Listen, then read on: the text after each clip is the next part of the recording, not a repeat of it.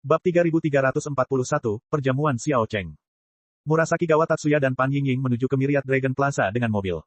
Karena mereka mengetahui bahwa Huang Jiyuan adalah tetua keluarga Huang dan seharusnya berada di alam inti emas, mereka membawa beberapa lusin ahli alam inti emas tingkat tinggi untuk berjaga-jaga seandainya terjadi sesuatu yang salah. Mereka semua disewa oleh Murasaki Gawa Tatsuya dengan bayaran uang yang sangat besar. Ketika mereka tiba, Murasaki Gawa Tatsuya tertawa geli. Huang Xiaolong dan yang lainnya saat ini berada di lantai 14. Nona Pan Yingying, Anda dapat memutuskan apakah Anda ingin berbelanja atau jika Anda ingin menghadapinya secara langsung. Kudengar lantai 14 khusus menjual perhiasan. Ayo kita langsung ke sana. Kita urus Huang Xiaolong dulu sebelum membeli sesuka hatiku. Murasaki Gawa Tatsuya terkekeh. Baiklah, ayo pergi. Begitu dia berbicara, dia membawa semua orang menuju lantai 14. Aku ingin tahu bagaimana kau ingin menghadapinya nanti. Murasaki Gawa Tatsuya bertanya dengan santai. Ketika Pan Yingying teringat adegan saat Huang Xiaolong melemparkannya keluar dari kapal terbang sebelumnya, dia menggeram, karena dia melemparku dari kapal, aku akan melemparnya dari lantai 14. Kita akan mengirim seseorang untuk menangkapnya dari lantai pertama dan membawanya ke atas lagi. Kita akan selesai setelah aku melemparnya beberapa lusin kali. Menatapnya dengan terdiam tertegun, Murasaki Gawa Tatsuya tertawa, itu ide yang bagus. Pan Yingying menambahkan, sebelum menjatuhkannya, aku akan menamparnya sampai dia tidak bisa membedakan kiri dan kanan. Murasaki Gawa Tatsuya tertawa, baiklah. Kedengarannya lebih hebat lagi, kau bisa mempermalukannya sepuasnya. Ketika kelompok mereka naik ke lantai 14, Murasaki Gawa Yuitsu dan Murasaki Gawa Yaren telah menemukan Huang Xiaolong. Mereka mengikuti dari dekat keluarga Huang dan ketika mereka mengetahui bahwa Wang Meilan dan Huang Wen berencana untuk membeli beberapa perhiasan, mereka segera memperkenalkan produk terbaik yang mereka tawarkan. Baiklah, aku akan mengambilnya. Wang Meilan menunjuk salah satu liontin biru tua dan berkata. Batu permata yang tertanam di liontin itu mungkin hanya seukuran kuku jempol, tetapi itu adalah safir hantu yang sangat jarang terlihat. Itu sangat langka, dan liontin itu adalah sebuah karya seni. Huang Wen juga memilih sebuah liontin, dan liontin itu bersinar merah dingin. Seperti kelopak bunga mawar, liontinnya sangat kontras dengan yang dipilih Huang Meilan. Ketika Huang Xiaolong hendak membayar keduanya, Murasaki Gawa Yuitsu berbicara dari samping. Yang mulia, tidak perlu membayar. Pilih saja apapun yang Anda inginkan. Saya akan meminta seseorang untuk membayar tagihannya nanti. Baiklah, Huang Xiaolong tidak berencana untuk berdiri dalam upacara. Saat mereka berdua hendak menyimpan liontin itu, sebuah suara angkuh terdengar di udara. Letakkan itu sekarang juga, Wang Meilan, Huang Wen, Huang Chenfei, dan yang lainnya menoleh untuk melihat orang yang berbicara. Tidak mengherankan bahwa itu berasal dari Murasaki Gawa Tatsuya. Memimpin kelompok tersebut, Murasaki Gawa Tatsuya tidak dapat melihat Murasaki Gawa Yuitsu dan Murasaki Gawa Yaren saat mereka berdiri di belakang Huang Xiaolong. Pan Yingying, sambil mencibir dingin, Pan Yingying menyapa para anggota keluarga Huang. Aku yakin kalian tidak menyangka kita akan bertemu lagi secepat ini. Perkenalkan Tuan Muda Murasaki Gawa Tatsuya. Kakeknya adalah tetua terkemuka dari klan Murasaki Gawa, dan manajer Myriad Dragon Plaza adalah paman ketiganya. Karena takut mereka tidak tahu siapa klan Murasaki Gawa, dia melanjutkan, lihat, klan Murasaki Gawa adalah salah satu dari 4 keluarga terkuat di negara ini. Mereka juga menduduki peringkat teratas di dunia. Keluarga Huangmu hanyalah setitik debu kecil dibandingkan dengan mereka. Jika klan Murasaki Gawa ingin kamu menghilang, kamu akan terhapus dari muka bumi. Tatapan Murasaki Gawa Tatsuya tertuju pada Huang Xiaolong, dan dia mendengus, apakah kamu Huang Xiaolong? Baiklah, aku tidak akan membunuhmu hari ini. Nona muda Pan Yingying telah memerintahkanku untuk melemparmu dari lantai 14. Dia akan selesai setelah melakukannya beberapa kali. Sekalipun Huang Xiaolong berada di alam pembangunan pondasi, dia pada dasarnya akan setengah mati setelah cobaan itu. Saat kata-kata itu keluar dari bibirnya, Murasaki Gawa Yaren muncul dari belakang Huang Xiaolong, dan dia menamparkan Murasaki Gawa Tatsuya hingga dia melihat bintang-bintang. Perubahan yang mendadak itu menyebabkan semua orang terdiam. Dalam kemarahan yang memuncak, Murasaki Gawa Tatsuya ingin memberi perintah untuk membunuh orang yang menamparnya saat ia mengenali Murasaki Gawa Yaren. Paman ketiga. Para pengawal Murasaki Gawa Tatsuya yang hendak menjatuhkan penyerangnya melompat ketakutan ketika mendengar apa yang dikatakannya. Beralih untuk melihat Murasaki Gawa Yaren dan kemudian Huang Xiaolong, Murasaki Gawa Tatsuya tergagap, Paman ketiga, apa yang kamu lakukan di sini? Dari apa yang terlihat, paman ketiganya tampaknya muncul dari belakang Huang Xiaolong. Mengapa dia tidak bisa ada di sini? Sebuah suara tegas terdengar di udara. Sambil mengerutkan kening, Murasaki Gawa Tatsuya merasa seolah-olah dia pernah mendengar suara itu di suatu tempat sebelumnya. Dia tak dapat menahan diri untuk menoleh ke belakang Huang Xiaolong sekali lagi. Melangkah ke samping, Murasaki Gawa Yuitsu menampakkan kehadirannya. Ketika Murasaki Gawa Tatsuya melihat leluhur tua itu, dia merasakan dunia berputar di sekelilingnya dan penglihatannya mulai gelap. Karena Pan Yingying tidak memperhatikan ekspresi Murasaki Gawa Tatsuya, dia cemberut dan menggoyangkan lengannya dengan genit. Tuan muda, siapa si orang tua itu? Dia terdengar sangat menyebalkan. Tamparan mendarat di wajahnya seketika, dan dia terlempar keluar toko. Murasaki Gawa Tatsuya berlutut dan berkata dengan terbata-bata, leluhur tua, apa yang kau lakukan di sini? Sambil menatap dingin ke arah Murasaki Gawa Tatsuya, Murasaki Gawa Yuitsu mendengus, kenapa aku di sini? Kenapa aku tidak bisa ada di sini? Setelah memarahi seorang junior di keluarganya, Murasaki Gawayuitsu berlutut dan meminta maaf kepada Huang Xiaolong. Yang mulia, saya tidak mendidik anggota keluarga saya dengan baik. Mohon maafkan mereka. Mata Murasaki Gawa Tatsuya hampir keluar dari rongganya ketika dia melihat apa yang sedang terjadi. Bukankah Huang Xiaolong hanyalah putra seorang tetua di keluarga Huang?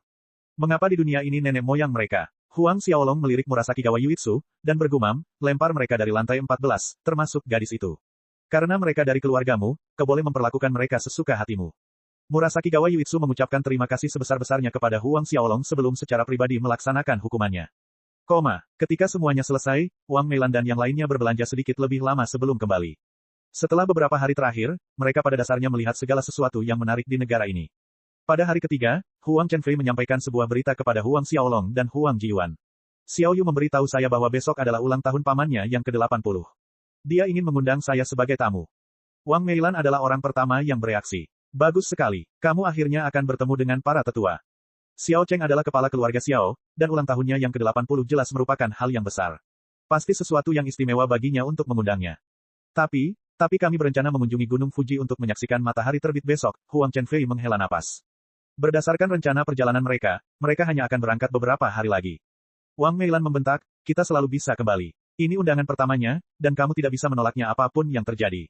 Ayo kita kembali hari ini. Tidak butuh waktu lama bagi mereka untuk memulai perjalanan pulang.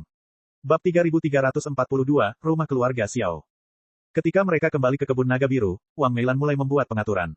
Itu adalah pertama kalinya putranya akan bertemu dengan mertuanya. Karena itu, ia harus tampil rapi. Wang Meilan dan Huang Wen menyeretnya ke mall terbesar di kota itu sebelum memberinya setumpuk pakaian. Karena mereka berada di kota yang cukup besar, mereka memiliki hampir semua toko bermerek ternama. Setelah menyiapkannya, Wang Meilan menepuk bahunya dan mendesah, putraku memang tampan. Bagaimana mungkin aku lebih tampan daripada kakak laki-lakiku? Huang Chenfei terkekeh malu. Kakakmu adalah anak paling tampan di dunia. Kau bisa menjadi yang kedua. Wang Meilan tertawa. Petik 2. Wang Meilan mungkin sedikit melebih-lebihkan, tetapi dia tidak terlalu jauh dari kebenaran. Huang Chenfei pada awalnya tidak jelek, dan dengan waktu yang dihabiskannya untuk berkultivasi di kebun naga biru, dia memancarkan aura yang unik. Ketika mereka selesai, malam telah tiba. Meskipun sudah jam 8:30, Huang Chenfei pergi mencari Huang Xiaolong dan Huang Jiyuan. Kakak, ayah, mengapa kalian tidak ikut aku ke sana besok? Petik 2 tanda tanya tanda seru petik 2. Huang Xiaolong, yang sedang memberi petunjuk pada Huang Jiyuan, menatap Huang Chenfei dengan kaget. Dasar bocah nakal, apa kau benar-benar takut? Kau hanya pergi ke sana untuk bertemu orang tuanya. Kau tidak ke sana untuk melakukan hal lain. Kenapa kau membutuhkan kami di sana? Huang Jiyuan terkekeh. Aku terlalu gugup untuk bertemu orang tua dan paman Xiao Yu sendirian. Huang Xiaolong tertawa, mereka tidak akan memakanmu hidup-hidup, apa yang kau takutkan? Huang Chenfei tertawa canggung. Aku tidak tahu, kenapa kalian tidak ikut aku ke sana besok. Ini menyangkut kebahagiaanku seumur hidupku. Apa kalian benar-benar rela membiarkanku sendirian di sana? Huang Jiyuan menghela napas, jika Xiao Yu mendengar apa yang kau katakan, dia akan menjadi orang pertama yang menghadapi omong kosongmu. Akhirnya mereka berdua setuju untuk pergi bersamanya. Ketika Wang Meilan mendengar berita itu, dia memutuskan untuk ikut. Tidak ada yang bisa mereka lakukan untuk menghentikannya, dan Huang Chenfei pun ketakutan. Jika dia pergi, hal-hal yang tidak terduga mungkin akan terjadi. Tidak peduli seberapa keras Huang Chenfei memohon, Wang Meilan bersikeras untuk pergi bersamanya. Jika kamu mengundang ayah dan saudaramu, mengapa kamu tidak bisa mengundangku juga? Akhirnya, menjadi kelompok beranggotakan 4 orang. Tepat saat mereka sedang merencanakan tindakan mereka, adegan lain terjadi di rumah keluarga Xiao. Xiao Yu menatap kedua orang tuanya dan terkesiap. Apa? Bibi kedua ingin mengenalkanku pada seseorang. Ya, kudengar dia adalah tuan muda dari Sekte Roh Sejati. Mereka mungkin bukan sekte kultivasi tingkat atas, tetapi mereka adalah salah satu yang terbaik di wilayah ini. Mereka tidak jauh lebih lemah dari keluarga kita, dan dia akan menjadi patriark di masa depan. Xiao Baisan, ayah Xiao Yu, melanjutkan, besok, dia akan ada di sana pada jamuan makan. Jika dia bisa menikah dengan pria itu, dia akan sangat puas dengan hasilnya. Ibu Xiao Yu tersenyum lebar dan terlihat jelas bahwa dia sangat puas dengan pria itu. Sebenarnya, aku punya seseorang yang aku suka, Xiao Yu ragu sejenak sebelum berbicara. Orang tuanya menatapnya dengan kaget. Yuer, mengapa kamu tidak mengatakan apa-apa sebelumnya? Tatapan curiga terbentuk di mata Xiao Baisan saat dia menatap putrinya. Dia mengira bahwa putrinya berbohong kepadanya agar bisa lolos dari perjodohan itu. Aku mengenalnya beberapa hari yang lalu, dan dia dipanggil Huang Chenfei. Rasa manis memenuhi hatinya saat dia memikirkannya. Beberapa hari yang lalu, Zhou Jia, ibu Xiao Yu, mengerutkan kening. Bagaimana kamu bisa jatuh cinta pada seseorang dalam waktu yang singkat? Dari keluarga mana dia berasal? Di mana dia tinggal? Xiao Yu menggelengkan kepalanya. Dia tidak memberitahuku dari keluarga mana dia berasal. Aku hanya tahu bahwa dia berasal dari daerah yang sama dengan kita. Kau bahkan tidak tahu apapun tentang dia. Omong kosong. Aku tidak mau menerima bocah itu ke dalam keluarga kita. Gerutu Xiao Baisan. Ada terlalu banyak murid yang bermarga Huang, dan mereka berdua sama sekali tidak berpikir bahwa dia ada hubungannya dengan keluarga Huang di Provinsi Donglin. Ayah, Xiao Yu mengerutkan kening. Apapun masalahnya, aku tidak akan bertemu dengan Tuan Muda dari Sekte Roh Sejati. Aku sudah mengundang Huang Chenfei ke perjamuan besok. Apa? Zhou Jia mendesah, pamanmu mengundang banyak orang penting dari daerah sekitar untuk merayakan ulang tahunnya yang ke-80. Acara perjamuan itu sangat bergengsi, dan pamanmu sendiri yang membuat daftar undangannya. Bagaimana mungkin kau mengundang orang yang kau suka? Katakan padanya dia tidak boleh datang sekarang. Gerutu Xiao Baisan.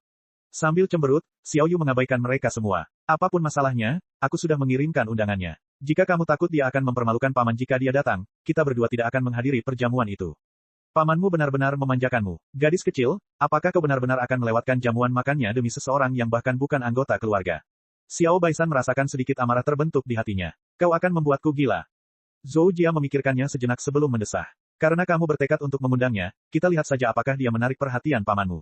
Jika pamanmu tidak menyukai anak itu, kamu tidak bisa menyalahkan kami karena mengusirnya. Menurutnya, akan lebih baik jika mereka menghentikan rasa sayangnya terhadap pria tak dikenal itu sejak awal. Xiao Yu melompat kegirangan. Baiklah, kamu tidak perlu khawatir. Paman pasti akan menyukai Chen Fei. Huang Chen Fei melewati sepanjang malam tanpa tidur. Saat matahari terbit keesokan harinya, Huang Xiaolong dan yang lainnya pergi ke Xiao Family Manor. Ketika Huang Xiaolong melihat ekspresi cemas Huang Chenfei, dia terkekeh, langit tidak akan runtuh, apa yang kamu takutkan? Ya, lihatlah kakakmu. Wang Meilan menegur, dia sering berkunjung ke keluarga Sang. Ekspresi tak berdaya muncul di wajah Huang Xiaolong. Kita sedang membicarakan Chenfei di sini, apa hubungannya ini denganku? Bagaimana kabarmu dan Yuhan? Kapan kalian berencana menikah? Beri aku cucu segera, Wang Meilan mendesak. Huang Xiaolong merasakan butiran keringat menetes dari dahinya. Bukankah Datu masih hidup dan sehat? Omong kosong, aku sedang membicarakan anakmu dengan Yuhan. Huang Xiaolong menoleh ke arah Huang Jiyuan, tetapi dia mendapat perlakuan yang sama. Ibumu berbicara mewakili kita berdua. Petik 2. Senyum sinis tersungging di bibir Huang Chenfei. 1 jam kemudian, mereka akhirnya tiba. Ketika mereka melakukannya, mereka melihat banyak sekali orang memasuki istana saat pesta sedang berlangsung. Mengapa ada begitu banyak ahli kuat di sini untuk merayakan ulang tahun Xiao Cheng? Huang Chenfei bertanya dengan bingung. Lebih dari separuh keluarga di Donglin memiliki hubungan dengan keluarga Xiao. Tidak heran ada begitu banyak orang, Wang Meilan menjelaskan. Huang Chenfei melihat sekeliling dan mendapati Xiao Yu sudah berdiri di gerbang.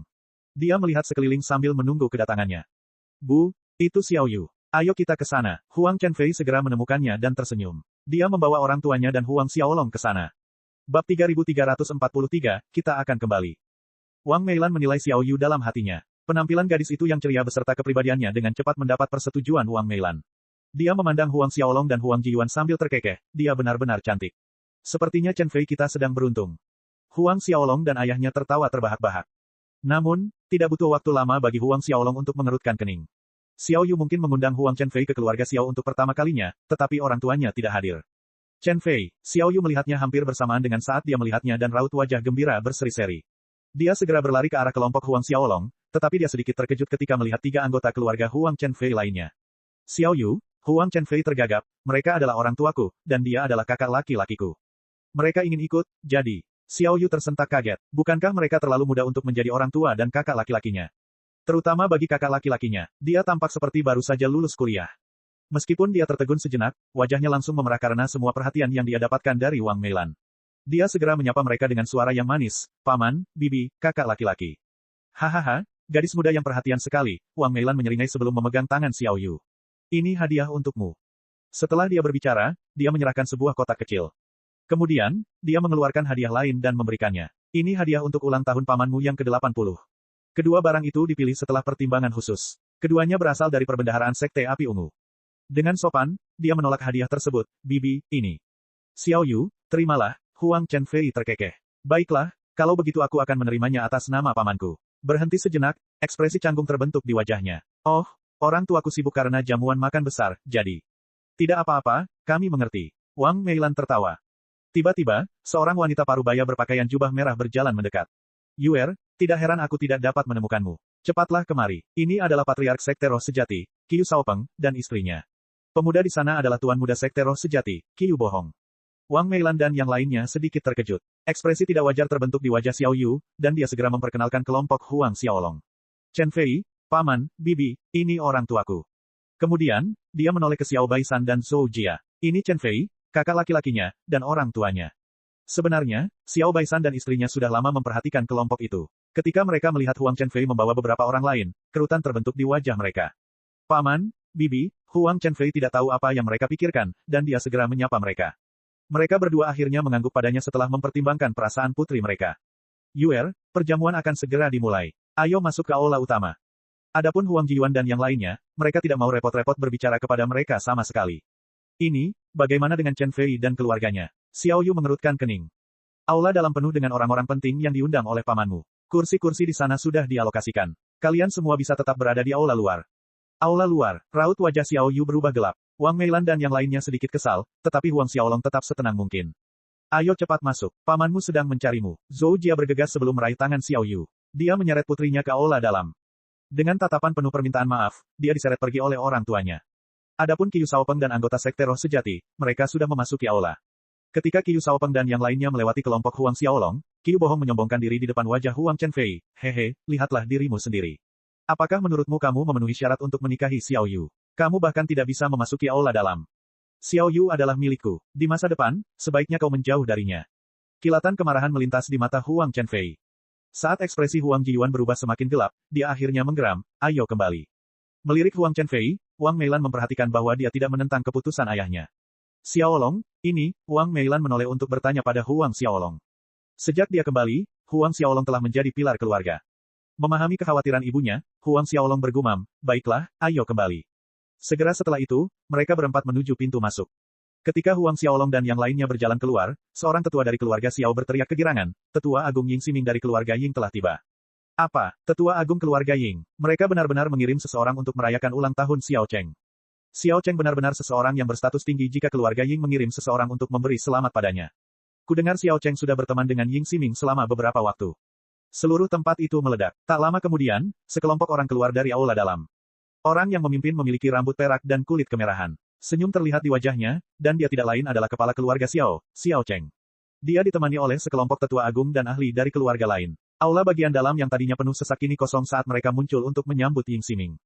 Meskipun keluarga Xiao adalah keluarga besar di provinsi itu, mereka masih jauh dari sempurna jika dibandingkan dengan keluarga Ying. Kedatangan Ying Ximing sungguh sebuah perayaan. Saat Xiao Cheng dan yang lainnya bergegas keluar dari aula, mereka menyusul kelompok Huang Xiaolong saat mereka berlari ke konvoi keluarga Ying. Sebagai tetua agung keluarga Ying, konvoi Ying Ximing terdiri dari 6 mobil mewah. Ketika rombongan ahli itu tiba di pintu masuk istana, Ying Ximing nyaris tak keluar dari kendaraannya. Saudara Ximing, aku merasa tersanjung kamu datang jauh-jauh ke sini untuk merayakan ulang tahunku. Xiao Cheng menggenggam tangan Ying Ximing dengan gembira. Senyum juga terbentuk di wajah Ying Ximing. Saudara Xiao Cheng, kita sudah berteman begitu lama dan tidak perlu malu. Melihat sekelompok ahli di belakang Xiao Cheng, dia melanjutkan, sudah ada begitu banyak orang di sini.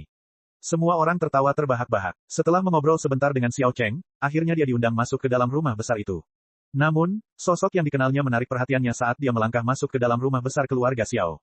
Bab 3344, siapa anak itu? Bab 3344, siapa anak itu? Karena semua orang yang datang mengenakan jas dan dasi, seseorang yang mengenakan jubah dao terlihat sangat menarik perhatian. Ying Ximing merasakan pikirannya berputar saat dia berhenti tiba-tiba. Semua orang yang mengikutinya terhenti, dan mereka menatapnya dengan kaget. Xiao Cheng mengikuti arah pandangannya, begitu pula yang lainnya. Mereka menyadari bahwa Ying Ximing sedang menatap Huang Xiaolong, Wang Meilan, Huang Jiyuan, dan Huang Chenfei. Ekspresi kebingungan muncul di wajah Xiao Baisan dan Zhou Jia. Mungkinkah Ying Ximing benar-benar mengenal mereka? Saudara Ximing, ini, Xiao Cheng tidak bisa menahan diri untuk bertanya. Tidak dapat menangkap apa yang dikatakan Xiao Cheng, Ying Ximing bergegas menuju Huang Xiaolong. Sosoknya menjadi kabur karena kecepatannya bergerak. Xiao Cheng tersentak kaget. Siapa orang-orang itu? Yang ia maksud jelas adalah kelompok Huang Xiaolong. Sepengetahuannya, ia tidak mengundang mereka. Kakak, orang itu adalah teman Xiao Yu. Namanya Huang Chenfei. Xiao Baisan menjawab, dia mengenalnya beberapa hari yang lalu, dan dia mengundangnya. Siapa yang mengira dia akan mengundang keluarganya untuk menghadiri perjamuan itu juga? Setelah Xiao Baisan berbicara, semua orang melihat Ying Ximing berlutut di hadapan Huang Xiaolong. Xiao Cheng dan yang lainnya merasakan bola mata mereka keluar dari rongganya. Apa? Apa yang sebenarnya terjadi? Saat mereka masih dalam keadaan syok, Ying Ximing membenturkan kepalanya ke tanah sambil bersujud.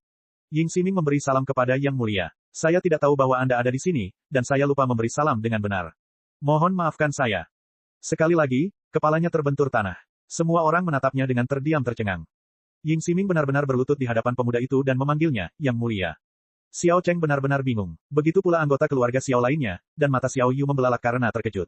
Saudara Ximing, ini, Xiao Cheng tersadar kembali, dan buru-buru berlari ke sisi Ying Ximing. Ying Ximing adalah tetua agung keluarga Ying. Dia bahkan tidak mau berlutut saat bertemu dengan para pemimpin aliansi besar. Ketika Xiao Cheng hendak membantunya berdiri, Ying Ximing berbalik dan membentak para ahli dari keluarga Ying. Mengapa kalian tidak menyapa Yang Mulia? Nada suaranya tegas, dan para anggota keluarga Ying langsung berlutut. Xiao Cheng yang hendak menolong Ying Ximing berdiri, terhenti di tengah jalan. Huang Xiaolong dan yang lainnya berbalik untuk melihat Ying Ximing yang sedang berlutut. Ketika Huang Xiaolong membawa semua orang ke gedung naga langit, Ying Ximing termasuk di antara mereka yang membeku di tempat. Selama insiden di Gunung Api Ungu, Ying Ximing telah menyaksikan semuanya dengan Ying Xi dan Ying Tian. Ying Ximing, gumam Huang Xiaolong. Baik, Yang Mulia, Ying Ximing menjawab dengan penuh semangat. Ia merasakan kegembiraan yang tak terhingga ketika Huang Xiaolong berbicara langsung kepadanya. Namun, dia tahu bahwa Huang Xiaolong adalah orang yang tidak suka basa-basi, jadi dia tidak melanjutkan memperkenalkan dirinya. Kamu bisa bangun. Setelah mengucapkan terima kasih kepada Huang Xiaolong dengan bersujud lagi, Ying Ximing berdiri. Baru kemudian anggota keluarga Ying berdiri. Setelah membiarkan Ying Ximing berdiri, Huang Xiaolong berbalik dan berkata pada orang tuanya, ayo pergi. Huang Jiyuan dan Wang Meilan menganggukkan kepala. Setelah masuk ke dalam BMW mereka, para anggota keluarga Huang pergi.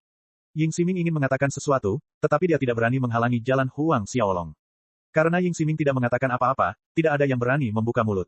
Semua orang menyaksikan mobil Huang Xiaolong meninggalkan area itu. Ketika mobil itu akhirnya menghilang, Ying Ximing berbalik dan menatap Xiao Cheng dengan ekspresi jelek di wajahnya. Bahkan orang yang buta pun dapat melihat bahwa kelompok Huang Xiaolong meninggalkan Xiao Family Manor dengan cara yang buruk. Xiao Cheng, apakah kalian menyinggung Yang Mulia? Nada suaranya langsung berubah. Xiao Cheng merasakan perasaan gentar memenuhi hatinya. Tentu saja tidak, Xiao Cheng membantahnya. Aku tidak mengundang mereka, keponakanku yang mengundangnya. Dia memberi isyarat agar Xiao Yu datang, dan bertanya, Yuer, jelaskan apa yang terjadi. Aku baru bertemu Chen Fei beberapa hari yang lalu. Hari ini adalah jamuan makan pamanku, dan aku mengundangnya untuk ikut merayakannya. Sedangkan pria yang kau panggil, Yang Mulia, dia adalah kakak laki-laki Chen Fei. Ekspresi wajah Ying Ximing melembut, tetapi dia melanjutkan pertanyaannya, mengapa Yang Mulia pergi bersama keluarganya? Xiao Yu menatap orang tuanya. Sambil sedikit ragu, Xiao Baisan menjelaskan, para tamu di aula itu ada dalam daftar undangan yang ditulis oleh kakak laki-lakiku sendiri. Tidak ada kursi kosong yang tersisa, dan aku mengizinkan mereka duduk di aula luar. Tidak ada yang salah dengan itu. Apa, kau mengirim Yang Mulia ke aula luar? Ying Ximing meraung marah dan menamparkan Xiao Baisan hingga terpental ke udara. Orang bisa membayangkan betapa kerasnya tamparan itu. Wajah Xiao Cheng dan yang lainnya berubah. Kami juga akan pergi, kata Ying Ximing kepada para ahli dari keluarga Ying. Ekspresi Xiao Cheng sedikit berubah ketika adiknya ditampar, tetapi dia panik ketika mendengar bahwa Ying Ximing berencana untuk pergi. Dia berlari dan bertanya, Saudara Ximing, tidak perlu bersikap impulsif. Saya tidak tahu siapa Yang Mulia dan gagal membuat pengaturan yang tepat. Sebenarnya, tidak ada salahnya mengirim beberapa tamu ke aula luar saat aula dalam penuh. Bahkan saat itu, dia tidak tahu siapa Huang Xiaolong. Penuh, gerutu Ying Ximing. Apa kau benar-benar mengira aku bodoh? Tidak mungkin aula bagian dalam akan penuh. Pasti ada beberapa kursi untuk tamu penting yang mungkin datang tiba-tiba. Terlebih lagi, dia bisa tahu bahwa Xiao Baisan menyembunyikan sesuatu. Xiao Cheng ingin terus menjelaskan dirinya, tetapi Ying Ximing mendengus untuk memotongnya. Keluarga Xiaomu bisa menganggap hubungan kita batal. Lebih baik kalian jaga diri kalian sendiri. Ying Ximing membawa anggota keluarga Ying pergi setelah berbicara.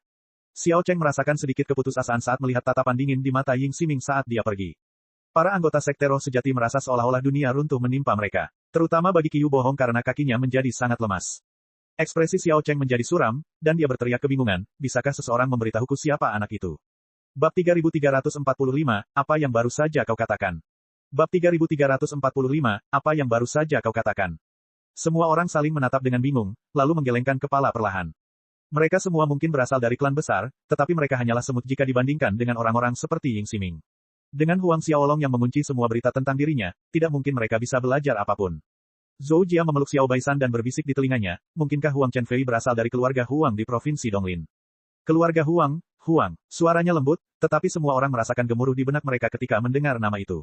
Mereka mungkin belum pernah melihat Huang Xiaolong secara langsung, tetapi mereka telah mendengar beberapa hal tentang keluarga Huang baru-baru ini. Meskipun Xiao Cheng tidak tahu apa yang terjadi di Gunung Api Ungu, dia tahu bahwa keluarga Huang adalah sesuatu yang tidak dapat dibandingkan dengan mereka. Menurut rumor, keluarga Huang telah melahirkan seorang ahli yang luar biasa. Terlebih lagi, konon bahkan leluhur tua keluarga Ying pun takut padanya. Ekspresi Xiao Cheng langsung berubah. Mungkinkah orang yang Ying Ximing panggil sebagai Yang Mulia adalah pakar tertinggi yang mereka bicarakan? Namun, dia tidak dapat mempercayainya karena penampilan Huang Xiaolong. Anak itu tampak seperti baru saja lulus dari universitas. Zhou Jia tidak tahu seberapa kuat keluarga Huang, dan dia membentak dengan kesal, bahkan jika bocah itu adalah murid langsung keluarga Huang, mereka pikir mereka siapa? Senior Ximing pasti bereaksi berlebihan saat menamparkan Baisan. Dia akan berbohong jika dia mengatakan bahwa dia tidak marah setelah Ying Ximing menamparkan suaminya di depan umum. Tidak masuk akal, teriak Xiao Cheng, mengejutkan Zhou Jia. Beralih ke Xiao Yu, Xiao Cheng bertanya, Yuer, bagaimana kamu bisa berkenalan dengan Huang Chenfei? Kami bertemu di sebuah pelelangan beberapa hari yang lalu, dia menjelaskan lebih lanjut tentang bagaimana mereka sebenarnya bertemu. Ketika Huang Xiaolong dan yang lainnya tiba di kebun naga biru, mereka menerima laporan dari Huang Sengan. Xiao Cheng, Xiao Baisan, Zhou Jia, dan Xiao Yu datang untuk mengunjungi mereka. Kakak, ini, Huang Chenfei menatap Huang Xiaolong. Biarkan Xiao Yu masuk, yang lain bisa menunggu di luar, perintah Huang Xiaolong. Begitu kata-kata itu keluar dari bibirnya, Huang Chenfei berlari keluar halaman dengan penuh semangat. Wang Meilan tidak bisa menahan senyum. Anak nakal ini berperilaku persis seperti anak kecil itu. Xiaolong, Xiao Baisan, dan Zhou Jia adalah orang tuanya, kata Huang Jiyuan. Jangan khawatir, aku tahu apa yang harus dilakukan. Huang Xiaolong tahu apa yang dimaksud ayahnya. Bagaimana dengan anggota Sekte Roh Sejati? Wang Meilan teringat akan perkataan Qiu Bohong dan sedikit amarah berkelebat di benaknya. Setiap kali aku memikirkan perkataannya, aku jadi sangat kesal.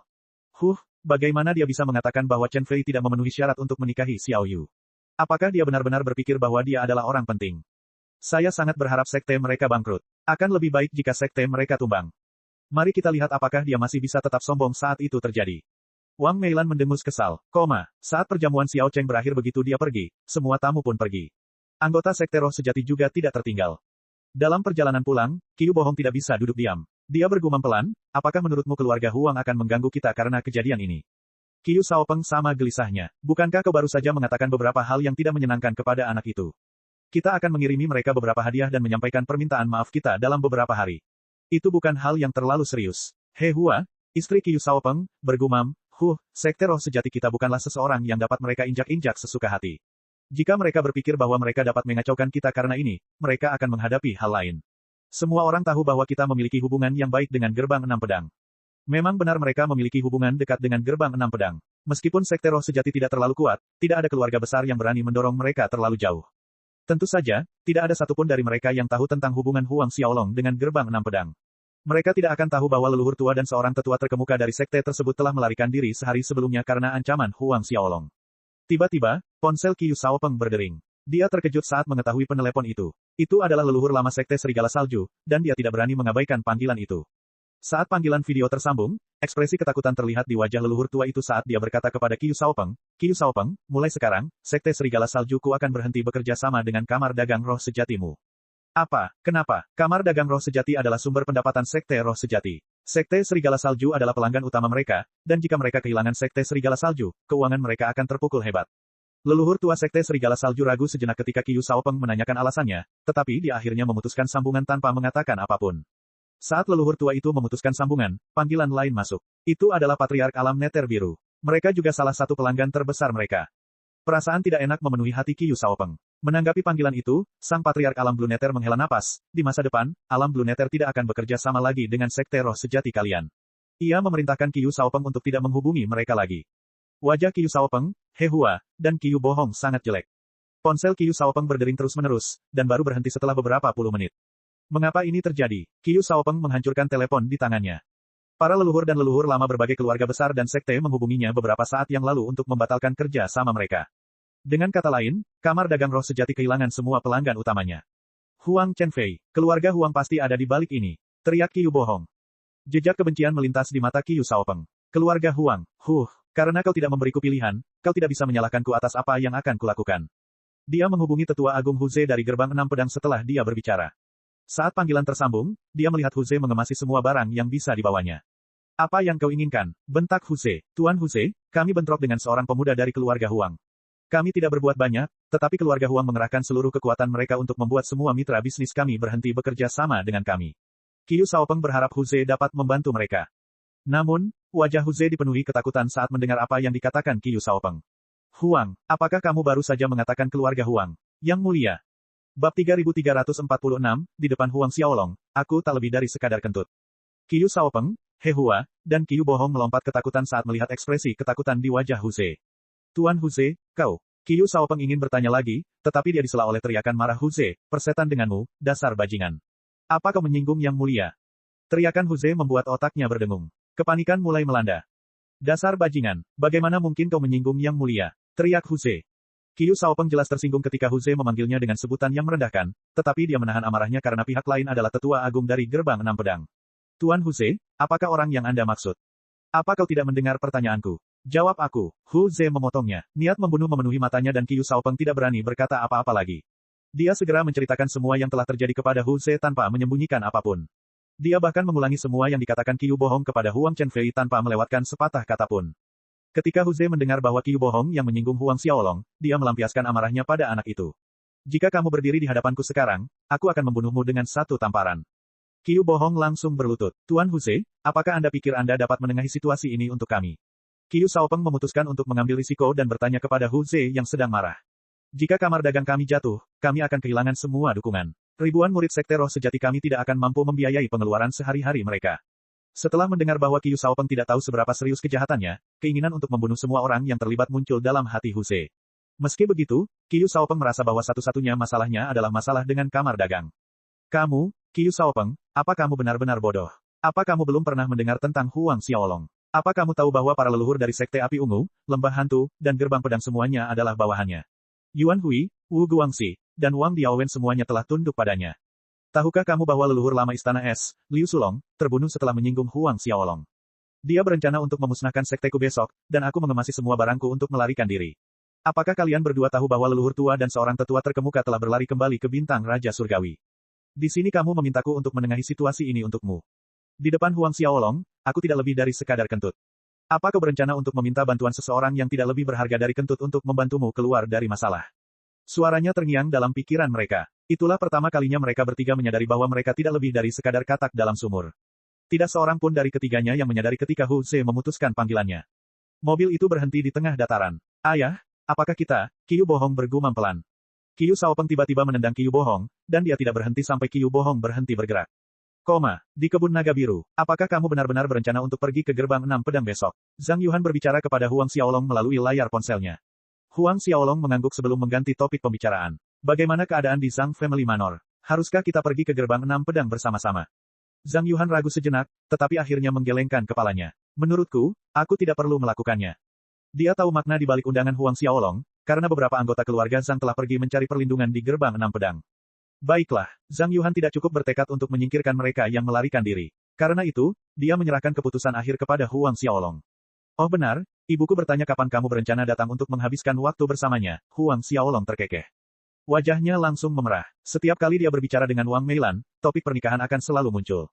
Dalam beberapa hari, Zhang Yuhan akhirnya menundukkan kepalanya dan mencicit. Setelah mengobrol selama beberapa menit, mereka memutuskan panggilannya. Bintang-bintang memenuhi langit berbintang saat Xiao Cheng, Xiao Baisan, dan Zhou Jia berlutut di depan pintu masuk kebun naga biru. Mereka bertiga telah berlutut sejak sore. Kakak, mengapa kita tidak melupakannya saja, kata Huang Chenfei. Itu keputusanmu, Huang Xiaolong menjelaskan. Ekspresi kegembiraan muncul di wajah Huang Chenfei saat dia bergegas keluar halaman setelah mengucapkan terima kasih kepada Huang Xiaolong. Saat fajar menyingsing keesokan harinya, Huang Xiaolong berpindah tempat saat ia tiba di atas gerbang 6 pedang dalam waktu setengah jam. Ketika ia tiba, masih ada murid-murid yang berencana untuk melarikan diri. Di aula utama markas besar, Patriark Sun Yuyuan mengirim semua barang ke atas beberapa kapal terbang. Setelah leluhur tua itu pergi, dia bertanggung jawab untuk mengemas barang-barang. Namun, ada terlalu banyak barang yang harus diurus. Tiba-tiba sebuah sosok muncul di atasnya. Para ahli gerbang 6 pedang yang sedang bergerak tiba-tiba berhenti. Mereka mengangkat kepala dan disambut oleh monster terkuat yang mereka kenal. Huang Xiaolong. Bukankah mata-mata di sekitar istana melaporkan bahwa Huang Xiaolong terlihat di kebun naga biru setengah jam yang lalu? Bagaimana dia bisa tiba secepat itu? Huang Xiaolong tidak mengatakan sepatah kata pun saat dia menatap Sun Yuyuan dalam diam. Huang Xiaolong, apakah kau benar-benar berencana untuk menyinggung semua sekte di luar bumi? Jika kau melakukan ini, kami akan membentuk aliansi super dan memburumu. Sun Yuyuan meraung, jika kau. Sebelum dia selesai, seberkas cahaya melesat keluar dari jari Huang Xiaolong dan mendarat di dahinya. Dia ditelan oleh sinar cahaya itu, dan ketika akhirnya menghilang, tidak ada yang tersisa di tempatnya kecuali ruang yang terpecah-pecah. Kekuatan yang mengerikan dapat dirasakan dalam kekosongan yang ditinggalkan. Sun Yuyuan telah lama direduksi menjadi ketiadaan. Huang Xiaolong menoleh untuk melihat ke sudut tempat para pengkhianat keluarga Sang berada. Mereka semua berlutut karena ketakutan. Senior Huang, tolong ampuni nyawa kami. Para ahli dari gerbang 6 pedang berteriak ketakutan saat mereka berlutut di hadapan sosok tertinggi. Kami bersedia tunduk. Kami akan menjadi budak senior Huang mulai hari ini. Pada tahun 2018, Huang Xiaolong membunuh Sun Yuyuan dari gerbang 6 pedang sebelum mengambil alih sekte kultivasi. Anggota keluarga Zhang yang membelot dibunuh tanpa sedikit pun belas kasihan. Seluruh dunia bergetar ketika berita itu sampai ke telinga mereka. 6 faksi besar di bumi semuanya adalah milik Huang Xiaolong. Bab 3347, pergi temukan keduanya. Setelah menaklukkan faksi-faksi terkuat, Huang Xiaolong tidak segera kembali ke kebun naga biru. Sebaliknya, ia meninggalkan bumi dan langsung menuju markas gerbang enam pedang. Saat ia meninggalkan bumi, kekuatannya tidak lagi terbatas. Ia melangkah dan melintasi ratusan juta mil. Dalam waktu 2 menit, sebuah planet keabu-abuan terlihat di kejauhan. Ada tanda-tanda kehidupan di seluruh planet, dan ukurannya puluhan kali lebih besar dari bumi. Ada beberapa aura yang telah melintasi alam pemisahan roh dan berada di alam kondensasi jiwa. Huang Xiaolong tiba di atas bintang dalam sekejap, dan dengan langkah berikutnya, dia tiba di gerbang enam pedang. Markas besar gerbang enam pedang berada di bintang Raja Surgawi, dan mereka adalah salah satu dari 2 faksi terkuat di planet ini. Mereka menguasai wilayah yang sangat luas, dan ki pedang yang kuat memenuhi udara. Pembatasan diberlakukan di wilayah tersebut dan jumlahnya sedikitnya ratusan. Di bumi, gerbang enam pedang memiliki 6 harta karun spiritual tingkat menengah dalam formasi pembunuh 6 pedang mereka. Mereka cukup kuat, tetapi itu tidak ada apa-apanya dibandingkan dengan bintang Raja Surgawi. Setiap formasi di markas besar lebih kuat daripada formasi pembunuh 6 pedang. Tidak, mereka berada di liga yang benar-benar berbeda. Di bumi, ada beberapa ahli di puncak alam pencerahan. Di sini, ada beberapa ratus ahli di level itu. Ada lebih dari 40 ahli alam pemisah roh dan 2 monster alam kondensasi jiwa. Jiwa Dao Huang Xiaolong pernah menyapu planet ini, dan dia menemukan Fu Wu dan Wang Zheng di salah satu istana. Keduanya berlutut di hadapan 2 ahli alam pemisah roh. Dari apa yang bisa dia lihat, mereka sedang membuat semacam laporan. Meskipun mereka berdua pergi 2 hari sebelum Huang Xiaolong, mereka tiba belum lama ini. Guru, Paman Guru, Huang Xiaolong bertindak terlalu jauh. Gerutu Fu Wu, kami menyetujui permintaannya, dan Wang Zheng melumpuhkan lengannya sebelum bersujud kepada Sang Yuhan. Bahkan saat itu, dia ingin membunuh kami berdua. Guru, kita harus bergandengan tangan dengan sekte lain untuk memanggil pasukan yang besar. Ketika beberapa ribu kultivator alam inti emas menginjak-injak bumi, kita akan membunuh semua orang yang terkait dengan keluarga Huang. Teriak Fu Wu. Wang Zheng menganggukkan kepalanya dan melanjutkan, benar sekali. Jika kita bergandengan tangan, kita akan memiliki lebih dari selusin ahli alam kondensasi jiwa. Saat kita tiba di bumi, kita akan melihat Huang Xiaolong mengompol karena ketakutan. Paman Fu Wu, Chen Sen, bergumam, beberapa hari yang lalu, leluhur tua sekte pengadilan ilahi memanggil kita semua untuk membentuk aliansi. Mereka juga membawa banyak ahli ke bintang api mengalir. Leluhur tua itu mungkin akan bergerak sendiri. Jika itu terjadi, aku akan ikut dengannya. Ekspresi kegembiraan terbentuk di wajah mereka. Benarkah itu? Hebat sekali. Fu Wu menyeringai. Wan Shen, Guru Fu Wu, terkekeh, para ahli di wilayah sekitar semuanya telah diundang. Kami memiliki hampir 200 ahli alam kondensasi jiwa. 200. Fu Wu dan Wang Zheng berteriak ketakutan. Bukankah itu berarti hampir semua ahli di bintang-bintang sekitar muncul? 3 hari lagi, aliansi akan terbentuk. Dalam 5 hari, pasukan sekutu yang hebat akan menuju bumi. Chen Sen tertawa, Huang Xiaolong hanya akan mampu bertahan hidup selama 10 hari lagi. Simbol transmisi Chen Sen bergetar, dan dia dengan cepat melirik pesan itu. Leluhur tua memanggilku. Sepertinya kita akan menuju ke Flowing Flame Star untuk membicarakan aliansi. Chen Sen dan Wan Shen berdiri pada saat yang sama. Namun, mereka menyadari bahwa ada sosok yang berdiri di pintu masuk setelah berdiri. Itu adalah sosok seorang pemuda. Siapa? Kedua ahli itu berteriak ketakutan. Ketika mereka melihat jubah pihak lain, mereka menyadari bahwa dia bukan dari gerbang enam pedang. Reaksi Fu Wu dan Wang Zheng benar-benar berbeda. Mereka berteriak serempak, Huang Xiaolong. Chen Sen dan Wan Shen mundur selangkah karena terkejut saat mereka dengan cepat mengaktifkan formasi besar yang melindungi istana. Saat diaktifkan, mereka menghela napas lega. Mereka telah mendengar bahwa Renki dari Sekte Api Ungu dibunuh oleh Huang Xiaolong dengan satu pukulan, dan mereka tidak tahu apakah rumor itu benar. Mata Chen Sen menyipit saat dia menatap Huang Xiaolong. Huang Xiaolong, beraninya kamu datang ke sini sendirian. Ini hanyalah gerbang enam pedang. Bahkan jika kamu dari gerbang abadi Panwu, aku akan datang dan pergi sesukaku, gumam Huang Xiaolong. Gerbang abadi Panwu adalah sekte terkuat di sistem bintang Sungai Perak, tetapi Chen Sen dan yang lainnya belum pernah mendengar tentang mereka. Tepat sebelum Chen Sen sempat berkata apa-apa, Huang Xiaolong melangkah maju dan memasuki area yang dilindungi oleh formasi besar itu. Dia segera berjalan ke aula utama. Apa? Keempat ahli gerbang enam pedang tersentak. Bahkan para ahli yang melampaui alam pemisah roh akan merasa sulit untuk menghancurkan formasi itu. Sekarang, Huang Xiaolong melewatinya seolah-olah formasi itu tidak ada. Huang Xiaolong, bukankah kau berada di alam kondensasi jiwa? Chen Sen berteriak. Huang Xiaolong mengangkat tangannya dan menyeret mereka berempat ke arahnya. Apakah imajinasimu hanya terbatas pada alam kondensasi jiwa? Wajah mereka langsung berubah. Apakah Huang Xiaolong bermaksud mengatakan bahwa dia telah melampaui alam kondensasi jiwa? Bukankah itu berarti dia berada di alam kekosongan besar? Di sekitar bintang-bintang, ahli yang terkuat berada di alam kondensasi jiwa tingkat ke-6. Huang Xiaolong tidak repot-repot mengatakan apapun lagi saat dia mengepalkan tinjunya untuk mengubah semuanya menjadi kabut berdarah. Ketika itu terjadi, sekelompok ahli terlihat di aula utama gerbang enam pedang. Jumlah mereka lebih dari 40 orang, dan semuanya berada di alam pemutus roh. Leluhur tua itu melihat sekeliling, dan berkata dengan tegas, apakah semua orang sudah di sini? Jika tidak ada yang tersisa, ayo kita pergi. Leluhur, tetua terkemuka Chen Sen dan Wan Shen belum datang. Patriark Gerbang Enam Pedang, Sichuan, melaporkan. Cao Deng, leluhur tua Gerbang Enam Pedang, merasakan sedikit kejengkelan muncul di hatinya, dan dia menggeram pada seorang tetua terkemuka di sampingnya, cari mereka. Ya, leluhur, jawab sang sesepuh. Tepat sebelum dia bisa meninggalkan aula, sesosok terlihat berjalan santai ke arah mereka. Dia mengenakan jubah dao aneh, dan ada rune tak dikenal berputar-putar di atasnya. Cao Deng dan yang lainnya mengira mata mereka sedang mempermainkan mereka. Siapa yang berani menerobos gerbang enam pedang kita? Teriak para murid yang bertugas menjaga keamanan. Namun, mereka terlempar sebelum sempat menyentuh sosok itu. Berani sekali, salah satu tetua agung di alam pencerahan tingkat ke-9 menebas sosok itu. Sayang sekali dia terlempar sebelum ki pedangnya bisa bersentuhan dengan pihak lain. Cao Deng dan yang lainnya merasakan ekspresi mereka sedikit berubah. Bab 3348, Aliansi Sekte Pengadilan Ilahi. Itu bukan sesuatu yang bisa membuat mereka terbang. Cao Deng juga bisa melakukannya, tetapi yang membuatnya terkejut adalah dia tidak bisa melihat bagaimana Huang Xiaolong bergerak. Sang tetua agung dan yang lainnya dikirim terbang oleh kekuatan tak dikenal. Tak lama kemudian, para ahli dari gerbang enam pedang mengepung Huang Xiaolong. Mereka berencana untuk menghentikannya sebelum dia bisa memasuki aula. Tanpa ketegangan, mereka semua terlempar. Di bawah tatapan orang-orang dari gerbang enam pedang, Huang Xiaolong melangkah memasuki aula. Siapa kau sebenarnya? Cao Deng berkata dengan mata berkobar. Mengapa kau menerobos masuk ke gerbang enam pedangku dan melukai murid-muridku? Bukankah kamu berencana untuk membentuk aliansi untuk menghadapiku? Huang Xiaolong bertanya dengan santai. Cao Deng dan yang lainnya mengerutkan kening karena kebingungan memenuhi hati mereka. Kamu Huang Xiaolong. Para ahli di bintang-bintang sekitar telah berkumpul demi menghadapi anak kecil yang berdiri di hadapan mereka. Namun, pertanyaan sebenarnya adalah bagaimana Huang Xiaolong bisa tiba secepat itu. Para tetua terkemuka dari gerbang enam pedang mundur sedikit. Namun, Cao Deng segera menenangkan dirinya setelah semua keterkejutan yang dialaminya. Mereka saat ini berada di base camp gerbang enam pedang, dan mereka memiliki formasi 100 pedang untuk melindungi mereka.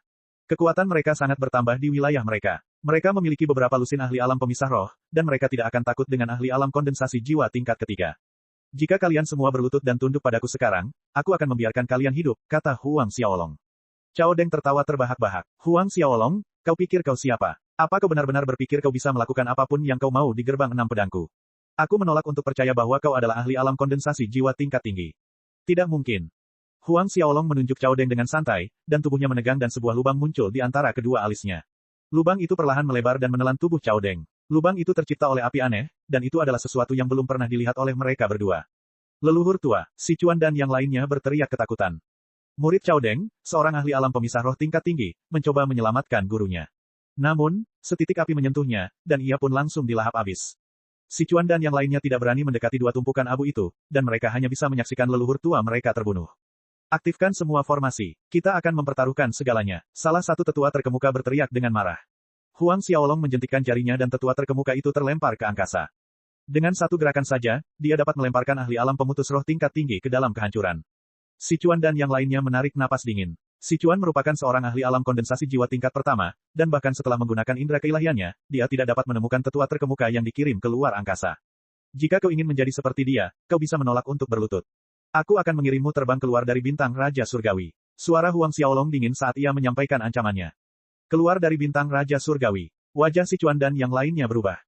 Mereka belum pernah mendengar ada orang yang mengirim ahli alam pemutus roh tingkat tinggi terbang melintasi angkasa hanya dengan satu gerakan. Bahkan dengan roket, mereka akan membutuhkan waktu puluhan menit untuk meninggalkan atmosfer. Akan tetapi, sesepuh terkemuka itu tampaknya menghilang dalam sekejap. Apakah Huang Xiaolong menggertak? Saat keraguan memenuhi pikiran mereka, aura yang sangat kuat dilepaskan oleh Huang Xiaolong. Seolah-olah kekuatan seluruh dunia sedang menyerang mereka. Makhluk yang tak terhitung jumlahnya di bintang Raja Surgawi dipaksa jatuh ke tanah dalam sekejap.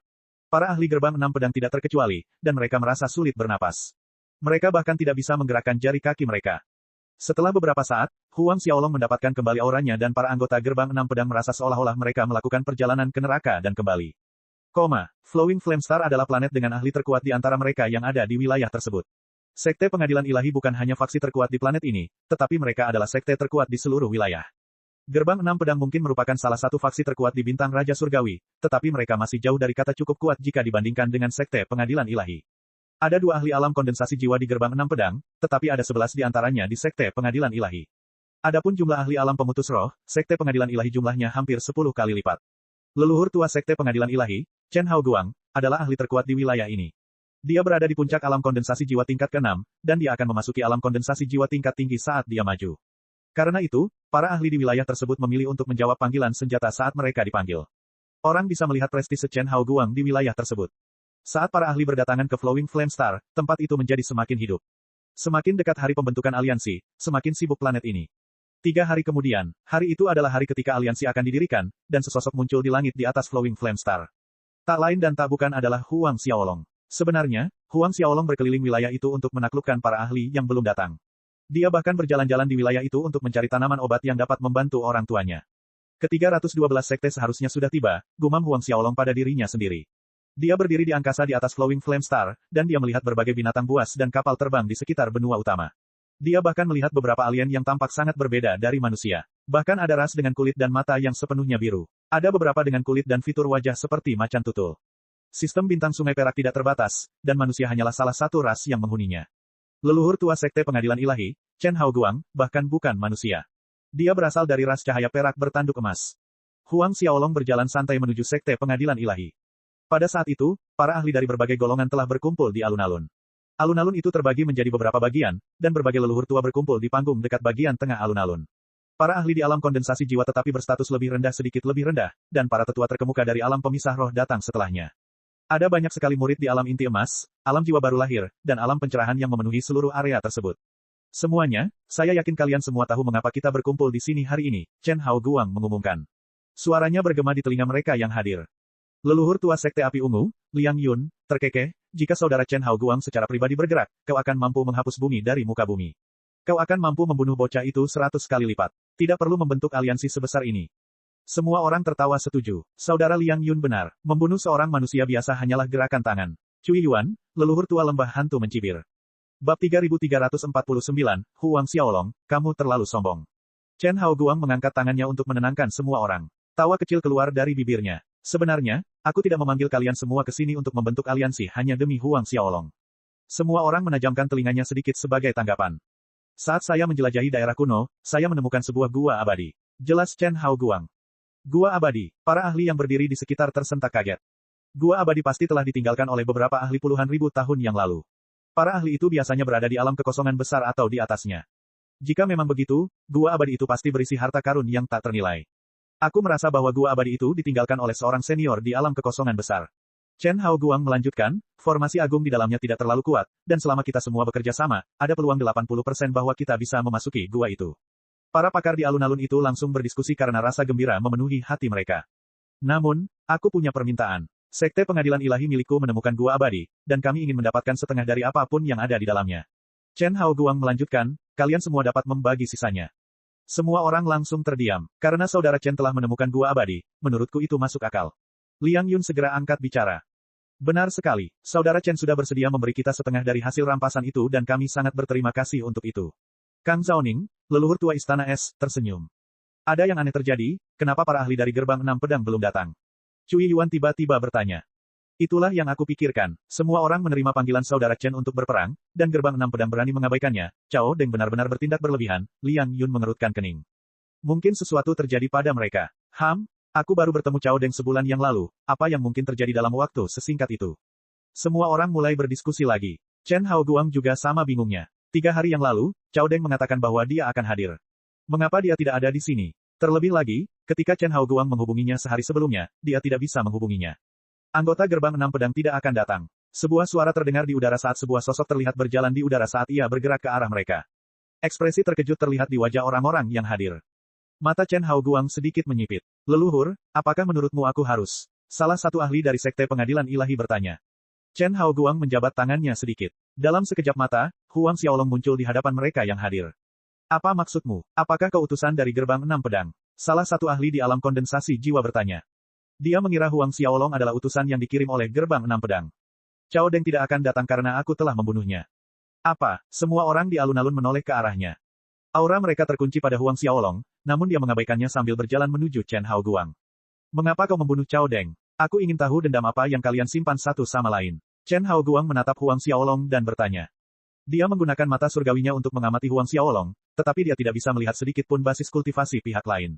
Cao Deng adalah ahli alam kondensasi jiwa tingkat kedua, dan jika Huang Xiaolong bisa membunuh orang itu, dia pasti cukup kuat. Pertanyaannya adalah motif di balik pembunuhan itu. Senyum terbentuk di wajah Huang Xiaolong saat seseorang di kerumunan berteriak, apakah kamu Huang Xiaolong? Huang Xiaolong. Semua orang merasakan jantung mereka sedikit berdebar-debar.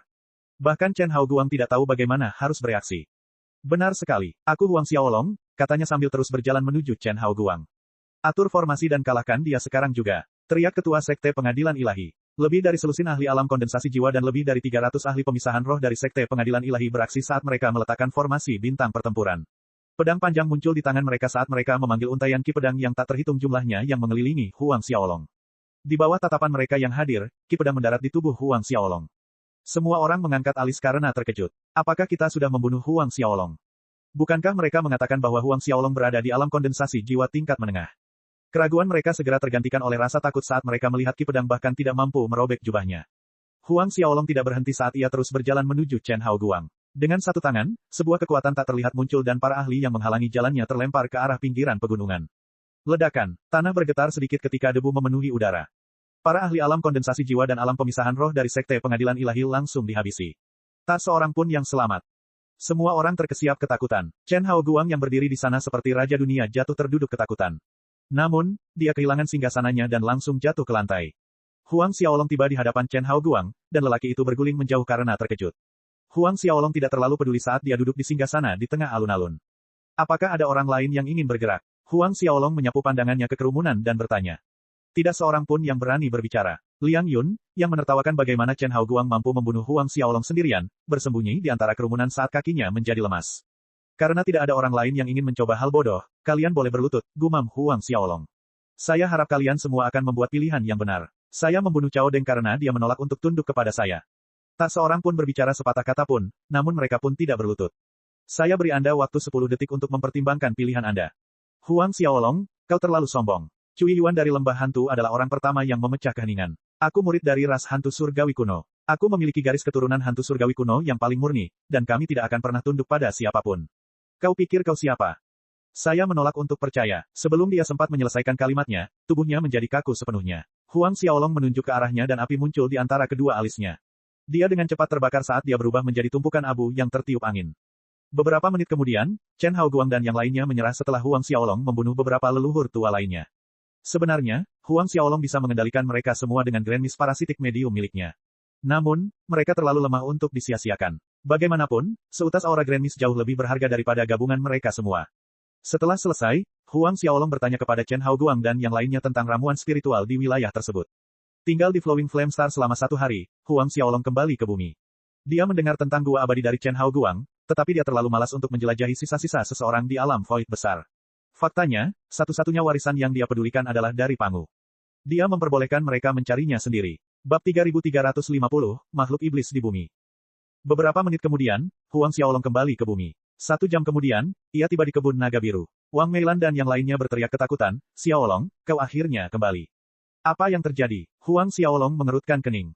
Sesuatu yang besar terjadi. Wang Meilan memegang lengan Huang Xiaolong dan berteriak, sesuatu terjadi di benua Afrika. Oh, Huang Xiaolong sedikit terkejut. Masalah di benua Afrika tampaknya tidak memengaruhi mereka. 2 hari yang lalu, retakan mulai terbentuk di seluruh benua. Sebuah lembah besar muncul dan monster yang tak terhitung jumlahnya keluar darinya. Wang Meilan menjelaskan, sekarang, monster-monster itu ada di seluruh dunia.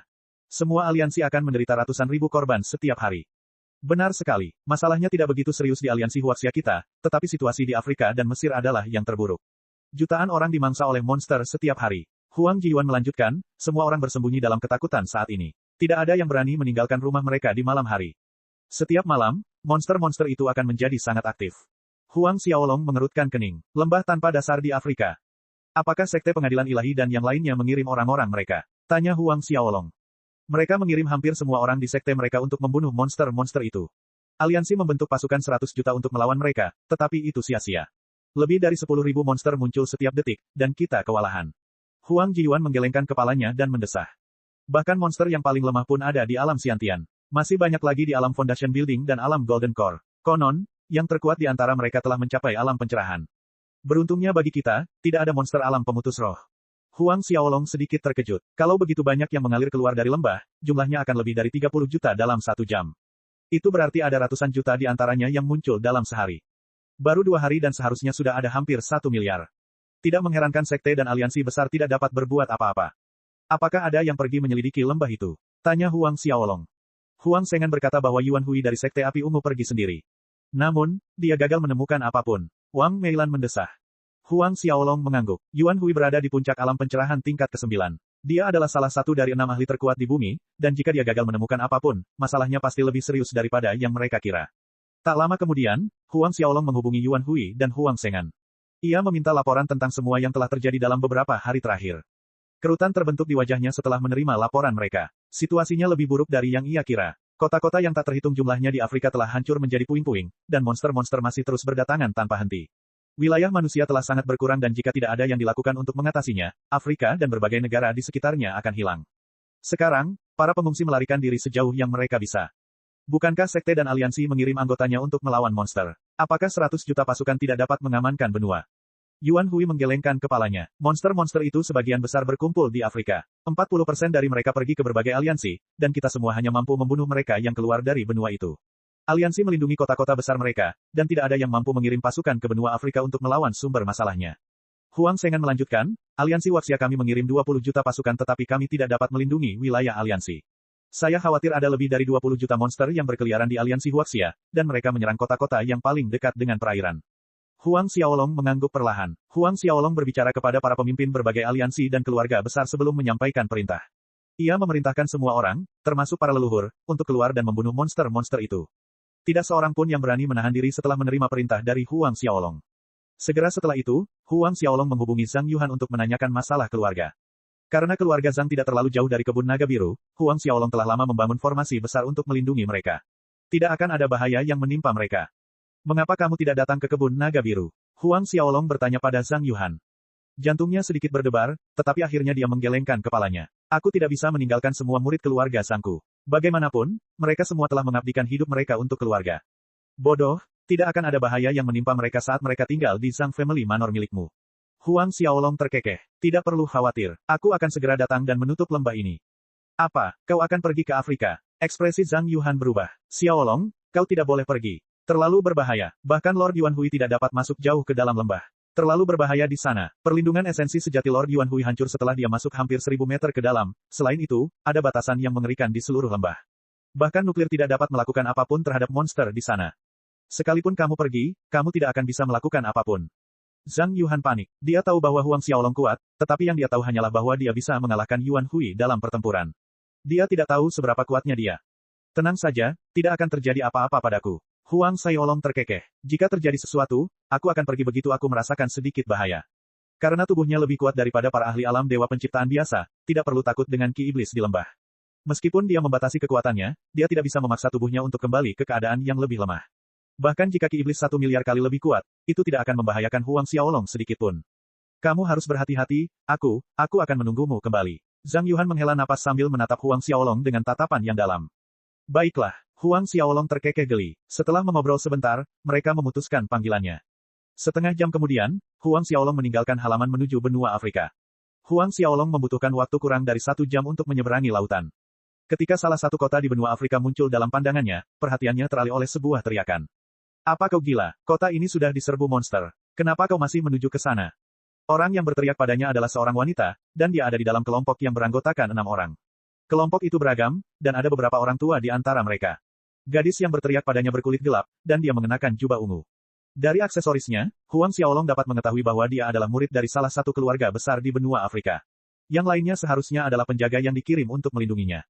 Bab 3351, Lembah Besar. Bab 3351, Lembah Besar. Kota-kota itu sudah direbut. Huang Xiaolong mengerutkan kening. Itu adalah kota yang paling dekat dengan Laut Arab. Kota itu sangat jauh dari lembah, tetapi tampaknya kota itu sudah jatuh. Benar sekali. Semua manusia di sana sudah kabur. Mereka yang belum kabur mungkin sudah mati. Kalau kamu ke sana sendirian, kamu akan mati sendiri. Jelas wanita muda dari benua Afrika itu. Tidak apa-apa, aku hanya ingin melihat-lihat, gumam Huang Xiaolong sebelum mengalihkan perhatiannya. Namun, dia dihentikan oleh wanita itu. Apa kau bodoh? Kau akan mati jika pergi ke sana. Biarkan aku memberitahumu sekarang, ada monster di alam jiwa baru lahir dan alam pencerahan. Huang Xiaolong terkekeh saat melihat reaksinya. Baiklah, aku akan masuk ke sana dan membunuh mereka semua sebagai bentuk pelayananku kepada kita semua. Wanita muda itu menatapnya dengan tercengang sejenak. Namun, salah satu anak muda di belakangnya mencibir, bunuh mereka. Apakah kau benar-benar berpikir bahwa kau adalah leluhur tua dari salah satu dari 6 faksi besar? Kau baru berusia 20-an tahun. Paling-paling, kau berada di alam bangunan fondasi. Kau akan mati bahkan sebelum kau mendekati kota. Wanita muda itu melanjutkan, Ahyi memang selalu seperti itu, tolong jangan tersinggung. Dia tidak bermaksud bersikap kasar. Aku cukup mengenal tempat itu, dan kau harus mengikuti kami saat kami melarikan diri. Setelah dia berbicara, dia mencoba mengarahkannya menjauh dari kota. Huang Xiaolong ingin mengatakan sesuatu, tetapi dia akhirnya diseret pergi. Tempat ini seharusnya cukup jauh dari lembah, kan? Apakah semua kota di sepanjang pantai telah diserbu? Tanya Huang Xiaolong. Wanita muda itu menggelengkan kepalanya dan mendesah, tidak semuanya. Hanya yang ada di sekitar sini. Raut khawatir terbentuk di wajahnya dan dia melanjutkan, namun, jumlah makhluk itu terus bertambah setiap detiknya. Aku khawatir seluruh benua akan segera diambil alih oleh mereka. Sekarang, mereka telah menaklukkan lebih dari sepertiga benua. Sepertiga benua lainnya adalah gurun. Sekarang, manusia hanya menghuni sepertiga benua Afrika. Tampaknya situasinya lebih buruk dari yang mereka kira. Kita mau kemana? Kami akan pergi ke kota Mandela. Pasukan aliansi melindungi daerah itu, jawabnya. Mandela, aku berencana pergi ke lembah besar. Jelas Huang Xiaolong. Apa? Mereka semua terkesiap kaget. Sekarang, semua orang melarikan diri dari lembah besar. Anak muda yang mereka temui mengatakan bahwa dia berencana untuk pergi ke sana. Apakah Anda berencana mencari berlian hitam? Tanya wanita muda itu. Berlian hitam. Tidakkah kau tahu, sebelum monster itu muncul, berlian hitam menyembur dari retakan. Berlian hitam mengandung sejumlah besar kekuatan dan seseorang bahkan dapat menggunakannya untuk berkultivasi. Jauh lebih baik daripada tanaman herbal berusia ribuan tahun. Berlian hitam seukuran ujung jariku harganya hampir 100.000 batu spiritual kelas rendah. Ada seseorang yang menemukan berlian hitam seukuran kepalan tangan, dan terjual ratusan juta. Sekarang, semua orang yang cukup kuat untuk menuju ke sana berencana untuk mencari berlian hitam. Kemarin, kakak laki-lakiku pergi mencari harta karun di daerah ini. Suara wanita muda itu semakin lembut ketika dia bercerita tentang kakaknya. Huang Xiaolong segera menghubungkan titik-titiknya. Wanita di hadapannya berasal dari keluarga Pir di negara Ye di benua Afrika. Dia dipanggil Alexis, dan leluhurnya berasal dari keluarga kerajaan negara Ye. Namun, garis keturunannya sudah sangat tipis dibandingkan dengan bangsawan generasi pertama. Keluarga Pir dapat dianggap sebagai keluarga kelas 2 setelah memisahkan diri dari keluarga kerajaan, dan ahli terkuat adalah kakak laki-lakinya, seorang ahli alam inti emas. Dia adalah kepala keluarga Pir. Harapan terbesar kakaknya adalah agar keluarganya kembali meraih kejayaan seperti sedia kala. Ketika dia mendengar bahwa ada berlian hitam yang cocok untuk meningkatkan budidaya muncul di lembah besar, dia merasa bahwa itu adalah kesempatan mereka untuk akhirnya membalikkan keadaan dan bangkit menuju kejayaan. Dia tidak peduli dengan peringatan itu dan membawa semua ahli dalam keluarga menuju lembah besar. Sayang sekali tidak ada kabar tentang mereka sampai hari ini. Alasan Alexis muncul di wilayah itu adalah karena dia ingin mencarinya. Dia sangat bergantung padanya, dan jika sesuatu terjadi padanya, dunianya akan runtuh. Karena itu, dia harus mencarinya, tidak peduli betapa berbahayanya itu. Namun, saya tidak begitu mengenal daerah itu. Untuk menjelajah lebih dalam, kami perlu mencari pemandu di kota itu, jelas Alexis. Bagaimana menurutmu? Jika kamu juga akan pergi ke lembah, kita bisa pergi bersama, tanyanya pada Huang Xiaolong. Huang Xiaolong terkekeh menanggapi. Tentu saja, karena kau telah menyelamatkan hidupku sebelumnya, ia jelas merujuk pada bagian di mana ia menyelamatkan hidupnya dengan mengatakan kepadanya untuk tidak pergi ke kota sendirian. Karena kota itu telah diserbu oleh banyak monster, kota itu tak lain hanyalah zona kematian. Nona muda, kami bahkan tidak bisa mengurus diri sendiri, salah satu ahli tua di sampingnya menyela. Dia adalah ahli alam inti emas tingkat ke-6, dan dia yang terkuat di antara 6 orang dalam kelompok itu. Dia dengan jelas mengatakan bahwa Huang Xiaolong tidak lebih dari sekadar beban selama perjalanan mereka ke lembah besar. Tidak apa-apa, kita bisa menggunakan semua bantuan yang bisa kita dapatkan. Alexis menggelengkan kepalanya dan melanjutkan, dengan lebih banyak orang, kita bisa saling menjaga. Tetapi, lelaki tua itu mencoba sekali lagi, tetapi ucapannya segera dipotong. Tidak perlu dikatakan lagi, Paman Keta, tidak apa-apa. Melihat tidak ada cara untuk membujuknya, ahli tua itu hanya bisa melotot ke arah Huang Xiaolong. Ada sedikit rasa waspada di hatinya karena dia telah mengalami terlalu banyak hal dalam hidup. Dia telah melihat banyak hal buruk selama petualangannya. Memang mencurigakan jika seseorang bergabung dengan mereka di tengah perjalanan. 1 jam kemudian, mereka akhirnya tiba di kota. Jumlah pasukan yang menjaga daerah itu tidak terhitung, dan ada suasana ketegangan yang menyerbu ke arah mereka saat mereka mendekat. Setelah melalui serangkaian pemeriksaan ketat, mereka akhirnya memasuki kota itu. Sambil melihat sekeliling, kelompok itu akhirnya menemukan seseorang yang mengenal daerah sekitar lembah itu. Namun, harga yang ditawarkan mengejutkan Alexis. Apa, 100.000 batu spiritual kelas rendah? Kenapa kau tidak merampok bank saja? Geram Ah Hao. Kalau kamu tidak mampu, cari saja orang lain. Pemandu itu mencibir. Biar ku beritahu sekarang, tidak banyak orang yang mengenal daerah itu. Yang lainnya seharusnya sudah mendapatkan pekerjaan. Huang Xiaolong melemparkan sebuah cincin spasial, dan bergumam, ini pembayaranmu. Alexis dan yang lainnya tersentak kaget. Mereka tidak menyangka Huang Xiaolong begitu kaya. Setelah memeriksa jumlahnya, pemandu itu menyeringai. Baiklah, kapan Anda ingin berangkat? Alexis menatap Huang Xiaolong, dan dia menundukkan kepalanya sedikit. Tuan Muda Huang, aku akan mengembalikan uang itu kepadamu di masa depan. Huang Xiaolong menjabat tangannya dan tertawa, itu bukan masalah besar bagiku. Lagi pula, aku harus pergi ke sana juga. Kau bisa mempertimbangkan ini sebagai balasan atas nasihatmu sebelumnya. Ekspresi penuh terima kasih terpancar di wajah Alexis. Haruskah kita pergi sekarang? Baiklah, bab 3352, Daerah Rahasia Neraka Iblis. Karena itu, kelompok itu meninggalkan kota menuju lembah besar pada saat berikutnya. Setelah perkenalan mereka, mereka menemukan bahwa pemandu mereka adalah seorang petualang terkenal di benua Afrika. Saya akan menjelajahi daerah itu sebelum lembah itu muncul. Saya mungkin tidak berani mengklaim mengetahui segala hal di dunia, tetapi saya yakin bahwa saya mengetahui semua hal yang perlu diketahui tentang daerah di sekitar lembah itu. Sang pemandu, Ive, mulai membanggakan kemampuannya. Oh, apakah kamu tahu alasan di balik munculnya lembah itu? Tanya Huang Xiaolong. Ive ragu sejenak sebelum menganggukkan kepalanya. Ya, aku mau. Alexis terkejut. Kudengar tak seorang pun tahu alasan di balik kemunculan monster aneh yang keluar dari lembah. Bagaimana kau tahu penyebabnya?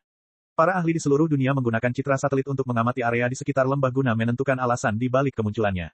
Namun, mereka tidak dapat melakukannya. Karena Ive mengaku mengetahui alasannya, dunia akan gempar jika berita itu tersebar. Karena kamu tahu alasannya, mengapa kamu tidak melaporkannya ke aliansi besar? Tanya Ai. Senyum sinis terbentuk di bibir Ive. Kenapa aku harus memberitahu mereka? Kerutan terbentuk di wajah orang-orang yang hadir. Bahkan jika aku mencari seorang pejabat dan memberitahunya alasannya, dia mungkin tidak akan percaya padaku. Bahkan jika mereka percaya, mereka pasti akan melaporkannya kepada atasan dan mengklaim semua pujian untuk diri mereka sendiri. Ive mencibir. Aku tidak akan mendapatkan apapun darinya. Bahkan, mereka mungkin akan membungkamku untuk merahasiakannya. Huang Xiaolong menatap Ive dengan ekspresi geli. Lalu, mengapa kamu mempercayai kami? Aku pandai menilai orang. Namun, dia terdiam sejenak. Ngomong-ngomong, aku tidak bilang kalau aku memberitahumu alasan di balik munculnya lembah itu. Huang Xiaolong melemparkan cincin spasial lainnya. Ada 100.000 lagi di sana. Alexis dan yang lainnya terkejut. Mereka tidak menyangka Huang Xiaolong akan membeli jawaban seharga 100.000 batu spiritual tingkat rendah. Menurut mereka, tidak masalah meski dia tahu, kan? Ive menatap cincin di tangannya sebelum menoleh ke arah Huang Xiaolong dengan tatapan curiga. Tuan Muda Huang, Anda berencana pergi ke sana untuk mendapatkan berlian hitam, kan? Cepat dan langsung ke intinya, gumam Huang Xiaolong. Sebenarnya, saya bukan seorang petualang. Saya seorang arkeolog. Alasan saya memilih berpetualang di dekat lembah itu adalah karena saya menemukan wilayah rahasia di sana.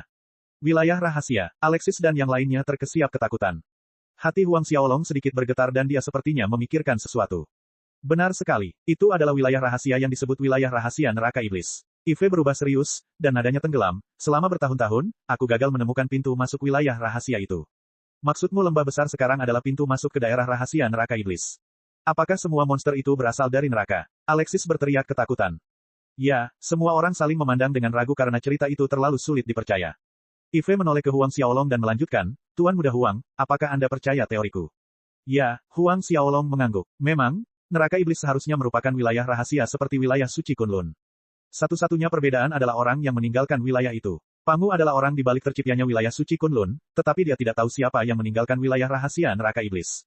Alexis dan yang lainnya sedikit terdiam ketika mereka mendengar bahwa Huang Xiaolong menyetujui spekulasi pria itu. Apakah berlian hitam merupakan jenis kristal energi yang lahir di wilayah rahasia? Huang Xiaolong melanjutkan.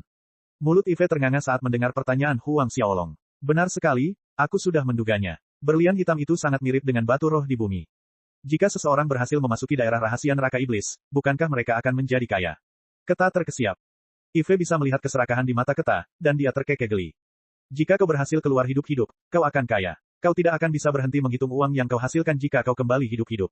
Namun, apakah kau yakin bisa keluar dengan selamat? Dikatakan bahwa Lord Yuan Hui pernah memasuki lembah itu sekali, tetapi dia dipaksa kembali setelah masuk beberapa ratus meter.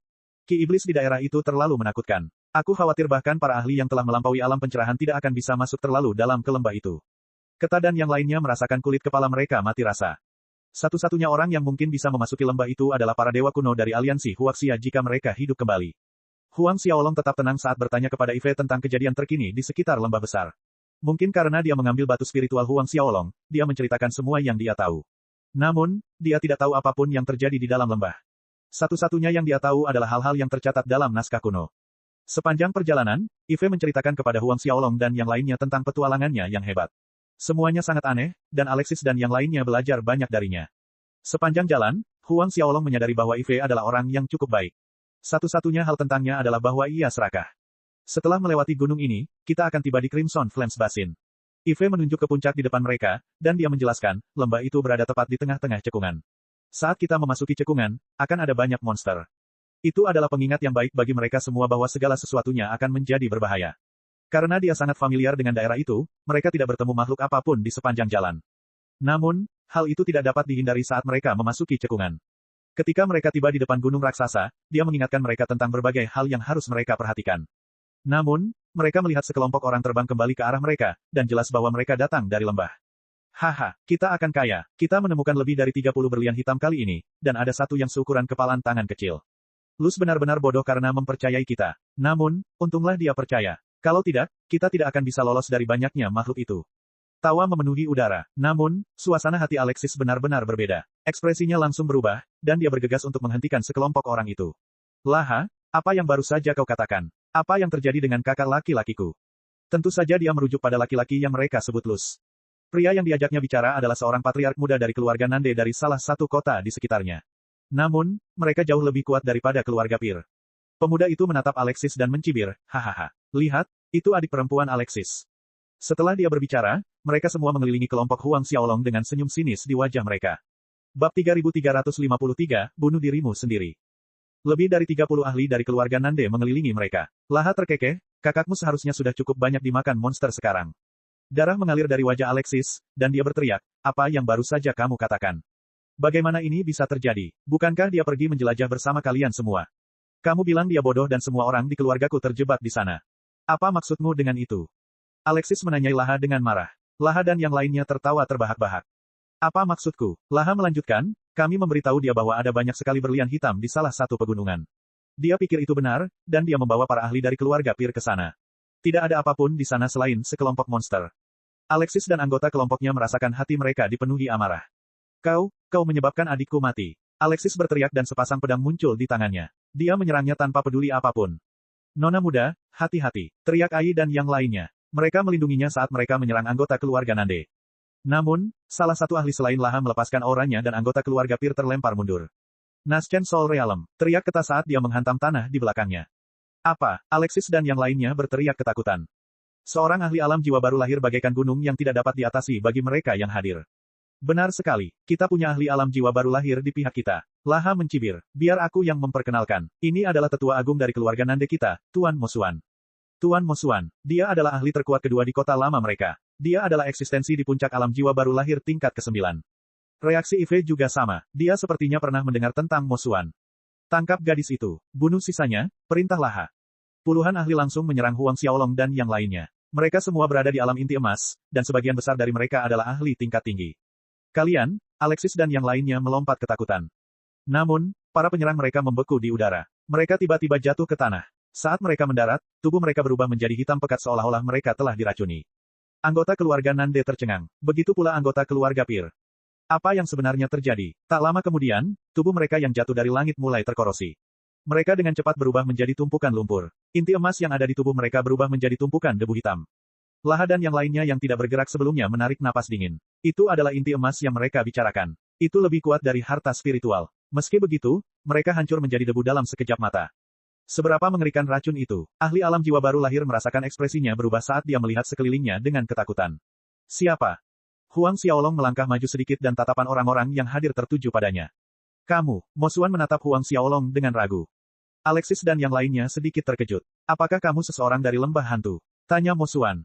Di antara 6 golongan di bumi, lembah hantu adalah yang paling misterius. Selain seni mengendalikan hantu, mereka juga ahli dalam seni meracuni. Tidak, gumam Huang Xiaolong. Mosuan menghela napas lega. Menatap Huang Xiaolong dengan saksama, ekspresinya mengeras. Kau bertindak terlalu jauh dengan membunuh begitu banyak ahli keluarga Nande. Mereka hanya sekelompok kultivator alam inti emas. Bahkan orang-orang suci kuno pun tidak akan sanggup menanggung akibat dari menyinggung perasaanku. Semua orang menatap Huang Xiaolong dengan kaget. Laha tiba-tiba tertawa terbahak-bahak dan senyum mengejek terbentuk di wajahnya. Bahkan orang-orang suci kuno pun tidak memenuhi syarat untuk menyinggungmu. Kau pikir kau siapa? Kau benar-benar mengira dirimu dewa atau semacamnya. Huang Xiaolong meliriknya saat sambaran petir jatuh dari langit dan mengubahnya menjadi tumpukan abu. Ekspresi Mosuan langsung berubah. Siapa kamu? Huang Xiaolong. Huang Xiaolong. Mosuan berteriak ketakutan. Ia langsung berlutut dan tubuhnya gemetar ketakutan. Yang mulia, tolong ampuni nyawaku. Karena kau tahu siapa aku, hancurkan tubuh fisikmu dan aku akan membiarkan jiwa esensimu hidup. Mosuan merenungkan pilihannya sejenak, tetapi akhirnya mengangguk. Di depan semua orang, dia meledakkan tubuhnya. Jiwa esensinya terbang keluar dari tubuhnya, dan dia membungkuk hormat ke arah Huang Xiaolong sebelum pergi. Para murid keluarga Nande menatap Huang Xiaolong, dan mereka tidak tahu harus berbuat apa sekarang karena satu-satunya pendukung mereka telah tiada. Alexis, kamu dapat menghadapi mereka sesuai keinginanmu, kata Huang Xiaolong padanya. Alexis tersadar kembali ke dunia nyata, tetapi ada ekspresi gentar di wajahnya saat melihat Huang Xiaolong. Meskipun dia tidak tahu mengapa Mo Xuan memanggil Huang Xiaolong dengan sebutan, Yang Mulia, dia tahu bahwa Huang Xiaolong pasti sangat penting bagi Mo Xuan untuk menghancurkan tubuhnya sesuai perintah. Huang Xiaolong mengangguk. Alexis ragu sejenak sebelum mengambil pedang kembarnya. Dia berjalan menuju murid-murid keluarga Nande dengan sedikit kebencian di matanya. Walaupun mereka mencoba melarikan diri, mereka menyadari bahwa mereka tidak dapat menggerakkan satu otot pun. Beberapa puluh menit kemudian, Alexis menatap mayat-mayat di lantai yang berlumuran darah dan menarik napas panjang. Ayo pergi, kakakmu seharusnya masih hidup, kata Huang Xiaolong. Mereka semua menatapnya dengan kaget. Adikku masih hidup. Raut wajah Alexis tampak gembira. Huang Xiaolong menganggukkan kepalanya sambil memperluas indera keilahiannya untuk meliputi seluruh wilayah. Ia menemukan seorang pemuda yang sedang bertarung melawan sekelompok monster di salah satu lembah pegunungan di wilayah tersebut. Sebelum mereka sempat bereaksi, dunia mulai berputar di sekeliling mereka. Hal berikutnya yang mereka sadari, mereka berdiri di udara di atas lembah. Kakak, seru Alexis sambil melihat sosok di bawah. Bab 3354, memasuki neraka iblis. Ketika Alexis hendak menyerbu, Huang Xiaolong mengangkat tangannya dan menekannya ke udara. Monster-monster yang sedang melawan kakaknya langsung terdorong ke tanah.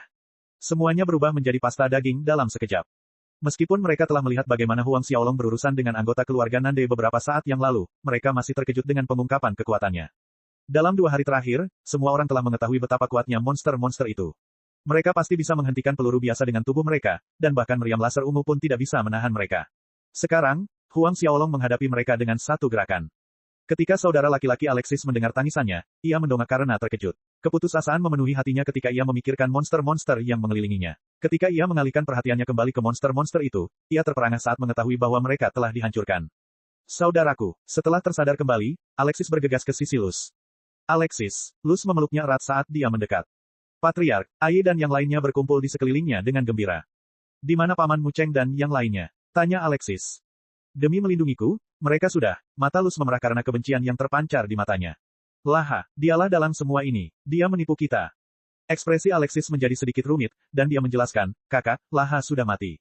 Apa? Bagaimana mungkin? Luz terkesiap. Yang Mulia membalas dendam atas nama kita. Alexis teringat bagaimana Mo Xuan menyapa Huang Xiaolong, dan dia segera menceritakan kembali kisah pertemuan mereka dengan kelompok Laha sebelumnya. Luz berlutut dan mengucapkan terima kasih sebesar-besarnya kepada Huang Xiaolong setelah mendengar ceritanya.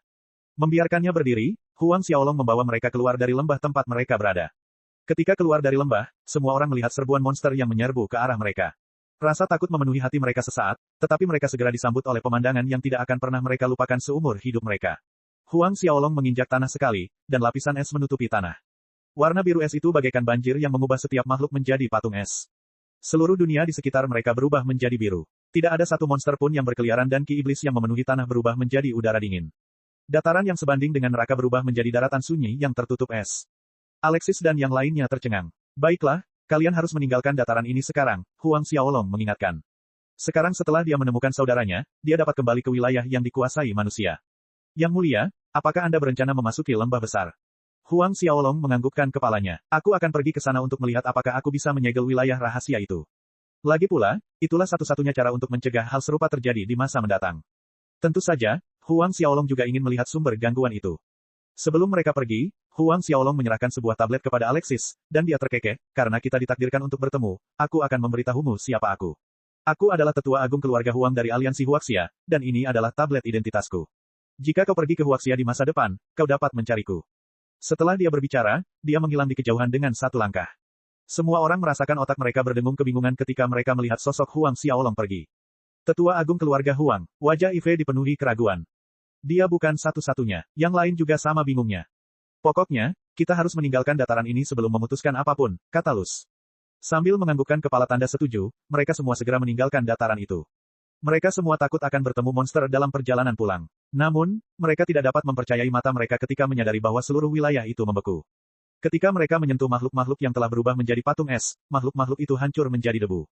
Bukankah dia agak terlalu kuat? Luz tersentak.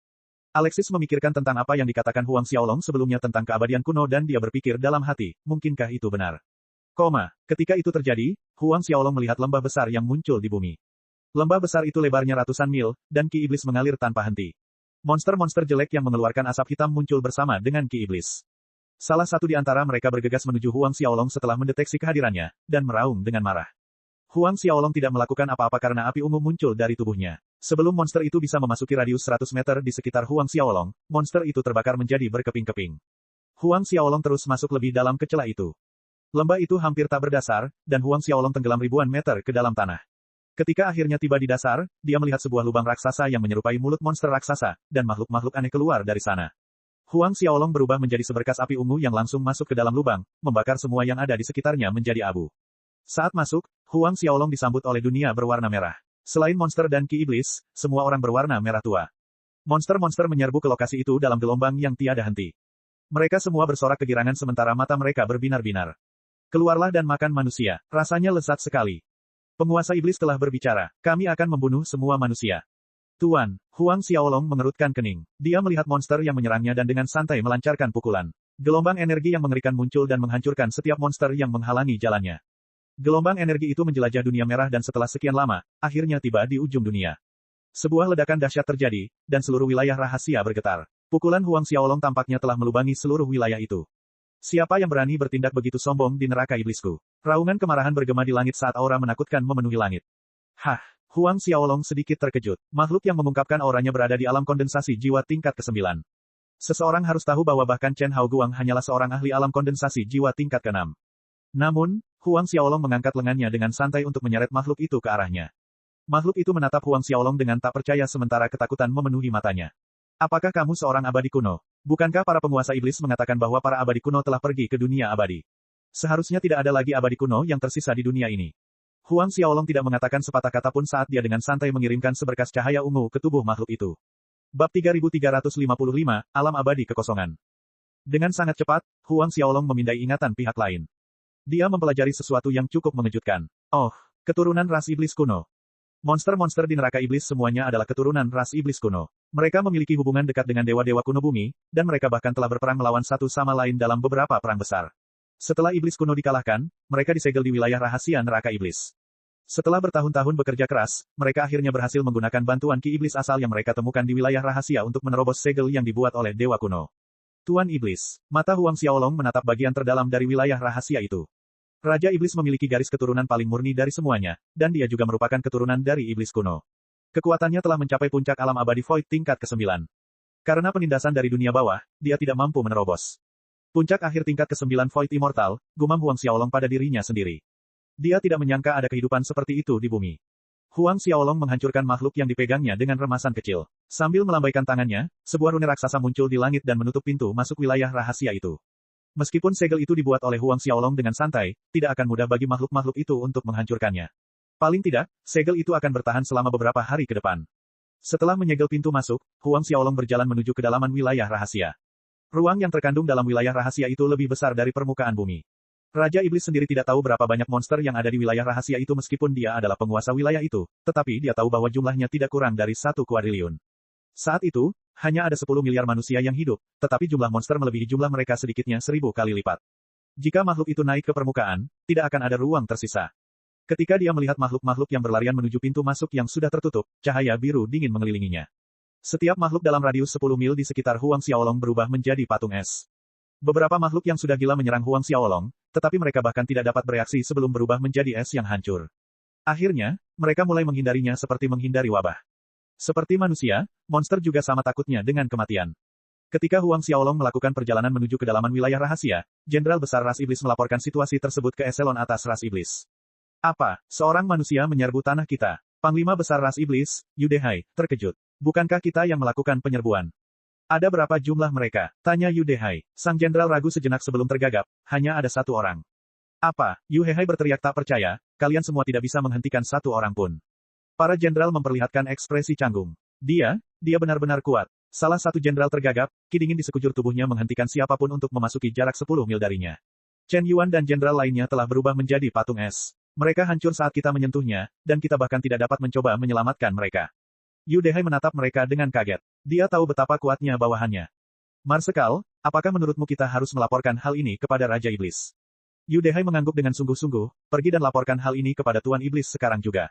Dia ada di Istana Dewa Laut Darah. Kalian semua, ikuti aku untuk menemui manusia itu. Mereka semua langsung melesat keluar dari istana. Penguasa Iblis adalah penguasa wilayah rahasia, dan semua orang mematuhi perintahnya. Yu Dehai adalah ahli terkuat ketiga di antara ras Iblis, dan dia berada di alam abadi kekosongan tingkat menengah. Menurut standar manusia, dia akan dianggap sebagai dewa kuno. Keberadaan di levelnya sudah lebih dari cukup untuk menghancurkan dunia. Dia akan menjadi keberadaan yang menakutkan dimanapun dia pergi. Di bawah kepemimpinannya, mereka segera menemukan Huang Xiaolong. Yu Dehai merasakan kulit kepalanya mati rasa saat dia merasakan ki dingin keluar dari Huang Xiaolong. Dengan sangat cepat, Huang Xiaolong tiba 100 meter jauhnya, dan dia menatap langsung ke arah Yu Dehai. Marsekal Iblis. Dia bisa mengetahui bahwa pihak lain berada di alam abadi kekosongan tingkat menengah. Dengan kultivasinya yang ditekan hingga puncak alam abadi kekosongan, seseorang di level Yu Dehai akan mampu sedikit mengendurkan ototnya. Aku adalah Marsekal Iblis Yu Dehai. Siapakah kamu? Siapa yang mengira bahwa akan ada ahli manusia sekuat itu yang tersisa di bumi? Saya Huang Xiaolong. Tidak perlu bicara lagi. Lakukan saja. Baiklah. Yu Dehai tidak membuang waktu lagi saat sepasang kapak raksasa muncul di tangannya. Ada makhluk aneh seperti hantu iblis yang muncul di belakangnya saat ki iblis memenuhi udara. Dia muncul di hadapan Huang Xiaolong dalam sekejap mata saat dia menebas ke bawah. Huang Xiaolong mengangkat tangannya untuk memegang ujung kapak dengan ibu jari dan telunjuknya. Kilatan terang menutupi kapak itu sebelum berubah menjadi abu saat Huang Xiaolong mendaratkan tendangan keras di perut Yu Dehai. Ledakan dahsyat terdengar saat Yu Dehai terlempar ke tanah. Bumi bergetar saat kawah raksasa terbentuk. Debu memenuhi udara saat banyak makhluk hidup terbunuh akibat benturan tersebut. Para iblis yang hadir menatap Huang Xiaolong dengan kaget. Kau, apa api itu? Bagaimana tubuh fisikmu bisa sekuat itu? Yu Dehai tergagap sambil berjuang untuk berdiri. Ekspresi ketakutan melintas di wajahnya saat dia menatap Huang Xiaolong. Sepasang kapak itu adalah artefak abadi kelas atas. Kapak itu bisa membunuh dewa kuno dan tidak punya kelemahan. Sekarang, kapak itu berubah menjadi tumpukan abu. Terlebih lagi, Huang Xiaolong tidak menggunakan sedikit pun esensi sejati ketika dia menendang sebelumnya. Dia hanya menggunakan kekuatan tubuh fisiknya. Bahkan dewa kuno tidak akan memiliki kekuatan seperti itu. Bahkan Pangu dalam legenda tidak seseram manusia aneh yang berdiri di hadapannya. Tentu saja, legenda Pangu ditulis sebelum ia naik tahta. Tidak seorang pun tahu seberapa kuat ia sebenarnya. Huang Xiaolong turun di hadapan Yu Dehai dan dengan santai mengirimkan cacing kabut besar yang menembus tubuhnya. Bawa aku ke istana Dewa Laut Darah, perintah Huang Xiaolong. Ya, Yang Mulia, bab 3356, Seruling Naga Iblis. Para ahli dari ras iblis saling menatap satu sama lain dan tidak seorang pun dari mereka yang tahu apa yang harus dilakukan sekarang karena pemimpin mereka telah dikendalikan oleh manusia. Akhirnya, mereka memilih untuk mengikuti dari dekat di belakang Yu Dehai dan manusia bernama Huang Xiaolong. Menurutmu, apakah Tuan Iblis akan mampu mengalahkan manusia ini? Salah satu jenderal bertanya kepada yang lain. Adegan di mana Huang Xiaolong menendang Yu Dehai ke tanah masih segar dalam ingatan mereka. Tuan Iblis telah memurnikan harta karun tertinggi dari ras iblis kita, Seruling Naga Iblis. Tubuh manusia mungkin kuat, tetapi ia tidak akan mampu menahan serangan dari Tuan Iblis. Gumam orang lain. Seruling Naga Iblis. Saat Naga Iblis muncul, dunia akan bersujud di kakinya. Itulah yang dikatakan para leluhur. Saat seruling Naga Iblis berbunyi, para dewa akan jatuh. Dalam beberapa menit, mereka tiba. Lautan darah terlihat di bawah kaki mereka. Ombak setinggi ribuan mil menyapu lautan darah karena bau busuknya yang menyengat. Manusia biasa pasti sudah lama muntah sebelum mereka sampai. Selain itu, ada jenis energi khusus yang akan membunuh siapapun yang bukan dari ras iblis. Namun, Huang Xiaolong mengabaikannya sepenuhnya dan terus berjalan maju. Sebuah istana raksasa berdiri di tengah lautan darah, dan istana itu bersinar dengan warna emas yang menyilaukan. Istana itu sangat menarik perhatian, dan tidak diragukan lagi, itu adalah rumah dari Raja Iblis. Istana Dewa Laut Darah adalah artefak iblis kelas atas. Itu diwariskan sejak zaman kuno, dan telah dipelihara oleh darah yang tak terbatas. Itu jauh lebih kuat dari sebelumnya. Ketika Huang Xiaolong mendekati istana, panah berdarah melesat ke arahnya. Panah darah itu panjangnya puluhan ribu kaki. Pada anak panah itu tertulis tanda-tanda setan, dan saat anak panah itu muncul di langit, permukaan laut pun turun hingga ratusan kaki. Suara dengungan yang menusuk membuat semua orang yang hadir merasa seolah-olah pikiran mereka berdarah.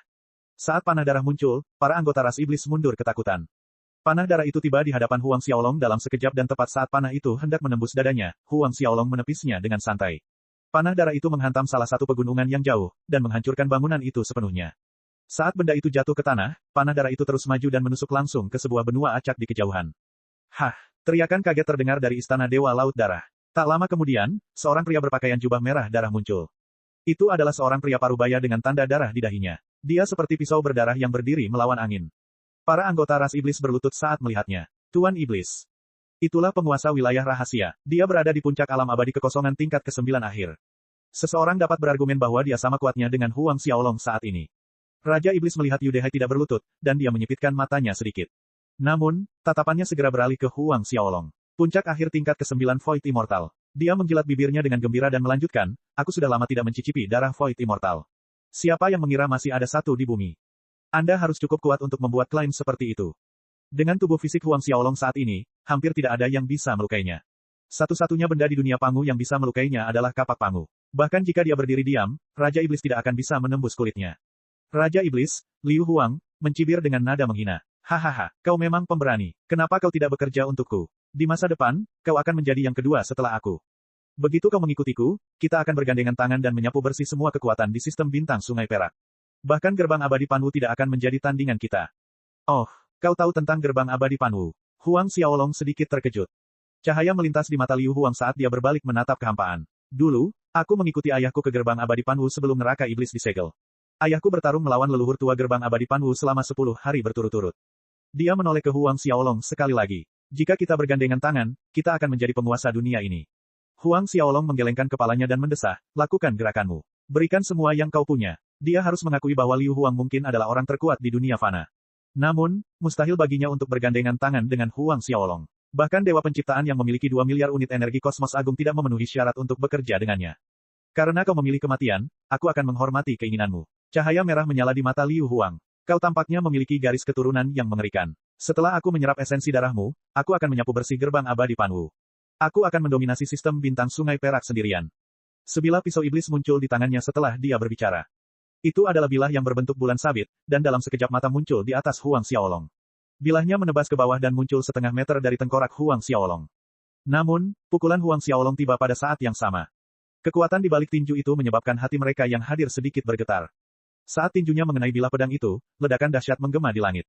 Bilah pedang iblis itu hancur berkeping-keping dan Liu Huang terlempar ke istana Dewa Laut Darah. Ledakan, suara dering tumpul mengguncang udara saat gelombang yang tak terhitung jumlahnya menyapu lautan darah. Keheningan meliputi daratan. Ketika laut akhirnya kembali tenang setelah sekian lama, sesosok tubuh melesat menembus langit. Liu Huang muncul kembali di udara, dan dia berteriak, kau. Kudengar kau memiliki harta karun tertinggi dari ras iblismu. Mengapa kau tidak mengeluarkan seruling naga iblis? Huang Xiaolong terkekeh. Meskipun tingkat kultivasi mereka sama, Liu Huang tidak akan pernah bisa menandingi Huang Xiaolong. Bahkan 100 juta Liu Huang tidak akan cukup untuk melawan pria itu. Liu Huang tidak mengatakan sepatah kata pun saat seruling panjang muncul di tangannya. Seruling itu menyerupai naga iblis, dan penampilannya menyeramkan. Liu Huang mendekatkan seruling ke bibirnya saat ia memasuki kondisi tak sadarkan diri. Berdengung. Dalam sekejap, suara-suara aneh memenuhi ruang di sekitar mereka dan membentuk irama khusus yang bergema dalam benak setiap orang. Bab 3357, hancurkan itu. Irama itu membuat semua orang merasa seolah-olah mereka memasuki dunia ilusi. Jiwa esensi mereka menjadi linglung, dan mereka mulai menjadi gila. Tidak lama kemudian beberapa orang kehilangan kendali dan meledakkan diri mereka sendiri. Begitu mengerikannya seruling naga iblis itu. Tanpa serangan fisik, seruling naga iblis dapat menyebabkan kematian musuh. Seruling itu dapat membunuh banyak orang sekaligus. Para ahli dari ras iblis menutup telinga mereka, dan mereka menyegel jiwa esensi mereka. Meski begitu, itu tidak berguna. Nada-nada itu bergema di benak mereka dan esensi sejati dalam tubuh mereka mulai bergerak cepat. Beruntung bagi mereka, Liu Huang tidak mengarahkan serangan itu kepada mereka. Kalau tidak, mereka pasti sudah lama meledak. Liu Huang tampak menyatu dengan seruling naga iblis saat ia memainkannya dengan sepenuh hati. Bersamaan dengan melodi itu, ia seakan-akan dipindahkan ke dunia magis di mana ia menjadi penguasa. Ia adalah dewa. Setelah sekian lama, barulah ia membuka matanya. Namun, ia disambut oleh pemandangan yang mengerikan. Huang Xiaolong berdiri di sana tanpa sedikit pun kerusakan pada tubuhnya. Ia tidak meledak seperti yang dipikirkan Liu Huang, dan pikirannya tampak sama sekali tidak terpengaruh. Kedengarannya cukup bagus, kata Huang Xiaolong. Ahli lain di puncak alam abadi Void tingkat ke-9 mungkin tidak mampu bertahan melawan serangan mental itu, tapi aku bukan ahli biasa. Apa? Teriak Liu Huang. Huang Xiaolong tidak bergerak sedikit pun. Namun, sejumlah besar kekuatan muncul, dan memenuhi setiap sudut wilayah rahasia. Semua orang merasa seolah-olah mereka lebih kecil dari setitik debu saat melihat Huang Xiaolong. Siapa kamu? Liu Huang menatap Huang Xiaolong dengan ketakutan di matanya. Berlututlah, perintah Huang Xiaolong dan perintahnya seperti hukum yang mengatur dunia. Liu Huang dan yang lainnya merasakan jiwa mereka bergetar saat mereka berlutut tanpa sadar. Huang Xiaolong berjalan perlahan ke arahnya, lalu dia mengirimkan cacing Grand Mist ke tubuh Liu Huang. Kamu bisa bangun sekarang. Sambil berdiri, mereka menatap Huang Xiaolong dengan gentar. Namun, Huang Xiaolong tidak berhenti di situ. Ia melambaikan tangan kirinya dan sebuah rune misterius mendarat di tubuh Liu Huang. Raja Iblis yang tingginya ratusan kaki itu mulai menyusut dan ia menjadi roh kecil yang berukuran sebesar kepalan tangan. Ki iblis yang dipancarkannya terkunci sepenuhnya di dalam tubuhnya. Para ahli ras iblis terkesiap ketakutan. Raja iblis mereka yang menakutkan berubah menjadi roh kecil dalam sekejap mata. Kesempatan itu terlalu mengejutkan. Di masa depan, kamu bisa mengikutiku. Liu Huang menjawab dengan hormat, ya, yang mulia. Dia terbang ke udara dan mengikuti Huang Xiaolong dari dekat. Sepasang sayap muncul di belakang Liu Huang, dan jika ada orang yang memanggilnya roh kecil, tidak ada seorang pun yang akan meragukan klaim itu. Dengan jentikan lain dari Huang Xiaolong, istana ilahi laut darah terseret keluar dari lautan. Rune muncul di sepanjang istana saat cahaya iblis di sekitarnya mulai meredup. Tak lama kemudian, cahaya berwarna pelangi muncul dari dalam istana. Huang Xiaolong baru berhenti setelah beberapa menit dan istana ilahi laut darah menyusut hingga muat di telapak tangannya. Huang Xiaolong menatap istana dengan tatapan puas. Dia telah menyempurnakannya berkali-kali dalam beberapa menit terakhir, dan dia meningkatkan kekuatan artefak itu beberapa lusin kali lipat. Dia berencana untuk menggunakan istana itu sebagai benteng pertahanan bagi anggota keluarganya. Dia melemparkan istana itu ke dalam tungku matahari bulan sebelum berjalan-jalan di wilayah rahasia itu bersama Liu Huang. Ketika dia melihat semua yang diinginkannya, mereka meninggalkan wilayah rahasia neraka iblis. Setelah mereka pergi, Liu Huang mengangkat kepalanya ke langit dan meraung, memerintahkan setiap monster yang menyerbu bumi untuk kembali. Dalam sekejap mata, para iblis yang membanjiri bumi kembali ke lembah besar, mengejutkan aliansi besar dan sekte besar. Melalui citra satelit, setiap ahli di bumi melihat monster-monster itu mundur ke dalam tanah. Tidak ada satupun yang tersisa.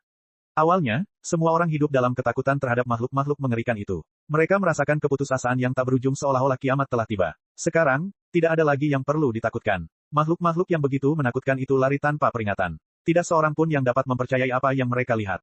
Namun, tidak butuh waktu lama bagi berita tentang nasib lembah besar untuk terungkap ke dunia bahwa seseorang telah menyegelnya sepenuhnya dan monster di sana tidak akan dapat melarikan diri lagi. Bumi pun bergembira. Huang Xiaolong berangkat menuju aliansi Huaxia dengan Liu Huang di belakangnya. Karena kamu adalah leluhur iblis, kamu pasti tahu sesuatu tentang daerah rahasia Kunlun, kan? Huang Xiaolong teringat kapak pangu dalam perjalanannya kembali, dan dia bertanya. Yang mulia, apakah yang Anda maksud adalah wilayah abadi Kunlun? Huang Xiaolong menganggukkan kepalanya. Karena Liu Huang adalah penguasa neraka iblis dan telah hidup lama, dia mungkin tahu satu atau dua hal. Apakah tidak ada cara lain untuk memasuki wilayah rahasia itu selain saat wilayah itu terbuka dengan sendirinya? Tanya Huang Xiaolong. Meskipun 4 tahun bukanlah waktu yang lama, akan sangat bagus jika dia bisa mendapatkan kapak pangu lebih awal dari itu. Ada, namun, hampir mustahil untuk membuka wilayah abadi sebelum hari yang seharusnya. Sebuah cahaya melintas di mata Huang Xiaolong. Bagaimana aku bisa melakukan itu? Dia tidak terlalu berharap ketika bertanya, tetapi sepertinya ada cara untuk melakukannya. Menurut legenda, Pangu meninggalkan wilayah rahasia itu bersama dengan pedang Pangu. Pedang Pangu berisi jejak jiwanya, dan siapapun akan dapat memasuki wilayah abadi Kunlun selama mereka memiliki pedang itu. Liu Huang menjelaskan. Pedang Pangu. Huang Xiaolong tercengang. Siapa yang mengira bahwa Pangu pernah memurnikan pedang di masa lalu? Namun, tampaknya ayahnya, Huang Long, dan gurunya, Blazing Dragon, tidak tahu tentang keberadaan pedang itu. Apakah itu produk yang dibuat Pangu secara kasual?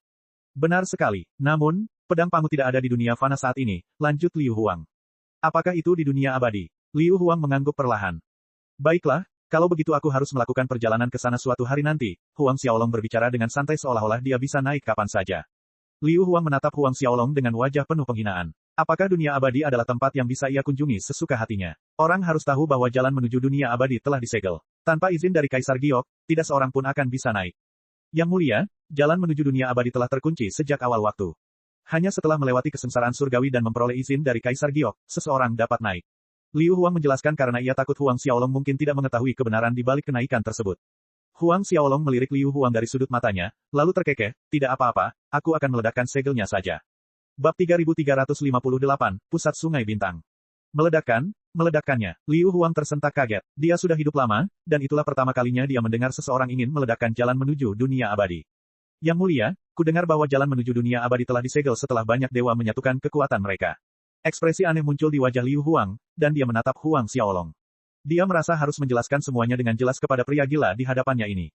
Para dewa agung di dunia abadi adalah eksistensi yang mirip dengan para dewa. Mereka tidak bisa dihancurkan dan bahkan dewa emas tidak ada apa-apanya bagi mereka. Meskipun dia tidak tahu seberapa kuat dewa emas atau posisi mereka di dunia dewa, dia tahu bahwa mereka pastilah makhluk yang ratusan kali lebih kuat daripada dewa surgawi biasa. Di hadapan mereka, semua orang hanyalah seekor semut. Seberapa mengerikan mereka sebenarnya? Apakah ada orang yang mampu menghancurkan batasan-batasan yang mereka tetapkan? Senyum terbentuk di wajah Huang Xiaolong, dan dia terkekeh geli. Para dewa agung di dunia abadi hanyalah semut di hadapanku. Liu Huang menatap Huang Xiaolong dengan bingung. Apakah dia membandingkan semua makhluk abadi dengan semut belaka? Semut. Liu Huang menelan ludah karena takut. Dia memaksakan senyum dan melanjutkan, Yang mulia, Anda benar-benar tahu cara bercanda. Huang Xiaolong tidak menjelaskannya, dan dia tertawa santai, baiklah, jalan menuju dunia abadi seharusnya berada di tengah sungai bintang, kan? Ya, Yang mulia, benar sekali. Liu Huang tidak mengerti apa yang dimaksud Huang Xiaolong, tetapi dia melanjutkan, dulu, ayahku dan aku melihat jalan menuju dunia abadi ketika kami mengunjungi gerbang abadi Panwu. Gerbang abadi Panwu, gerbang abadi Chaos, gerbang abadi 100 Buddha, dan gerbang abadi Laut Biru adalah kekuatan terkuat di dunia fana. Wilayah kekuasaan mereka terletak tepat di sekitar pusat sungai bintang. Huang Xiaolong mengangguk sedikit, dan bertanya, apakah kamu masih ingat jalan ke sana? Ya, apakah Huang Xiaolong benar-benar berencana untuk Baiklah, lakukan persiapan. Kita akan berangkat ke wilayah tengah dalam beberapa hari, perintah Huang Xiaolong. Apakah kita benar-benar akan ke sana? Liu Huang gagal menahan keterkejutan di hatinya. Tentu saja, aku akan mengajakmu jalan-jalan sebentar di dunia abadi. Huang Xiaolong bercanda. Mulut Liu Huang menganga namun tidak ada yang keluar. Saat ruang di sekitar mereka berputar terus-menerus, mereka tiba di kebun naga biru dalam waktu kurang dari 1 jam. Melihat Huang Xiaolong telah kembali dengan selamat, Huang Jiyuan dan yang lainnya menghela napas lega. Ketika ibumu mendengar bahwa kau akan pergi ke lembah besar, dia menjadi sangat cemas. Dia juga tidak bisa menghubungimu, jelas Huang Jiyuan. Kau terlalu gegabah. Bagaimana jika sesuatu terjadi padamu di benua Afrika? Apa yang harus ayahmu dan aku lakukan? Bentak Wang Meilan. Waktu yang dihabiskan Huang Xiaolong di benua Afrika hanya beberapa jam saja dan semua orang mengira dia tidak berhasil menjelajah jauh ke dalam lembah. Itu bisa dimengerti. Lagi pula, tidak ada yang mengira dia bisa menyegel lembah besar sebelum kembali dalam beberapa jam. Apakah Yuhan memberitahumu ini? Huang Xiaolong tertawa. Satu-satunya orang yang diberitahunya sebelum pergi ke benua Afrika adalah Zhang Yuhan. Kau tidak bisa menyalahkannya. Wang Meilan melanjutkan, apapun masalahnya, kami mendengar bahwa para ahli dari planet lain datang untuk menyegel lembah besar. Para monster tidak akan bisa menimbulkan masalah di bumi lagi. Pakar dari planet lain, tanya Huang Xiaolong. Huang Jiyuan menganggukkan kepalanya. Itulah yang dikatakan semua orang. Kamu mungkin mendengar bahwa lembah besar disegel sebelum kembali dengan tangan kosong, kan? Huang Xiaolong hanya bisa mengangguk setuju. Hei, Xiaolong, apakah ini hewan peliharaan baru yang kamu beli selama perjalananmu? Wang Meilan menatap Liu Huang dan terkesiap. Lucu sekali, mirip seperti roh hitam dalam legenda, lihat. Ia memiliki sepasang sayap kecil yang lucu dan tampak seperti bola bulu kecil. Meskipun sudah lama hidup, Liu Huang baru pertama kali merasakan sentuhan makhluk lain. Ia merasakan guncangan hebat di sekujur tubuhnya. Haha, dia gemetaran seperti kucing yang ketakutan. Wang Meilan terkekeh. Xiaolong, dari mana kamu mendapatkan hewan peliharaan ini? Bantu kami juga untuk mendapatkannya. Huang Wen tiba-tiba menghampiri mereka, dan matanya berbinar saat melihat Liu Huang. Aku juga mau satu, seru Huang Jiyuan dari samping. Huang Xiaolong tersenyum dan menatap Liu Huang. Sepertinya kamu adalah hewan peliharaan yang sangat diinginkan. Terbatuk pelan, Liu Huang hampir tersedak saat menjawab, Yang mulia, Anda pasti bercanda. Karena penampilannya sebagai roh hitam kecil, tidak seorang pun memperhatikan wajahnya yang merah. Dia bahkan bisa bicara. Mata Wang Meilan berbinar karena terkejut. Huang Xiaolong terkekeh. Tentu saja, dia sangat kuat. Akulah satu-satunya yang bisa menghadapinya. Tidak ada orang lain di bumi yang bisa menjadi lawannya. Wang Meilan mencibir pelan, kamu makin jago berbohong. Huang Xiaolong berjanji akan memberi mereka masing-masing satu sebelum mereka membebaskan Liu Huang.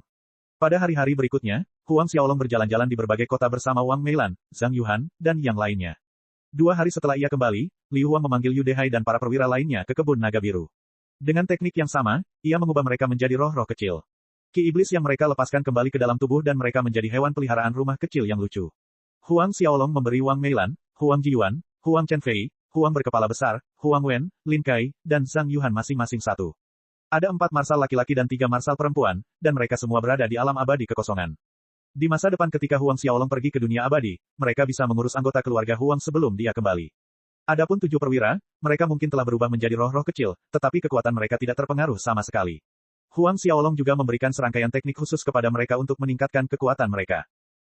Wang Meilan sedang bermain dengan hewan peliharaannya ketika mendengar bahwa Huang Xiaolong berencana untuk meninggalkan bumi untuk sementara waktu. Dia langsung menjadi sangat marah dan berteriak, mengapa kamu harus pergi? Saya harus mengurus beberapa hal, dan itu akan memakan waktu beberapa bulan. Anda dapat yakin bahwa saya akan kembali sebelum kita merayakan Tahun Baru Imlek. Huang Xiaolong tahu alasan di balik kecemasan mereka. Bagaimanapun, dia telah menghilang selama 100 tahun di masa lalu. Wang Meilan mungkin takut dia akan menghilang sekali lagi. Karena saat itu sudah bulan Oktober, maka masih ada 4 bulan lagi sebelum Tahun Baru Imlek. Sudah lebih dari cukup bagi Huang Xiaolong untuk melakukan apa yang perlu dilakukannya di dunia abadi. Wang Meilan akhirnya tenang setelah Huang Xiaolong berjanji akan kembali. Jauh di lubuk hatinya, dia tahu bahwa Huang Xiaolong pada akhirnya harus pergi. Xiaolong, kami akan menunggu kepulanganmu, Zhang Yuhan bergumam. Tenang saja, saat aku kembali, kita akan merayakan Tahun Baru Imlek sebagai keluarga.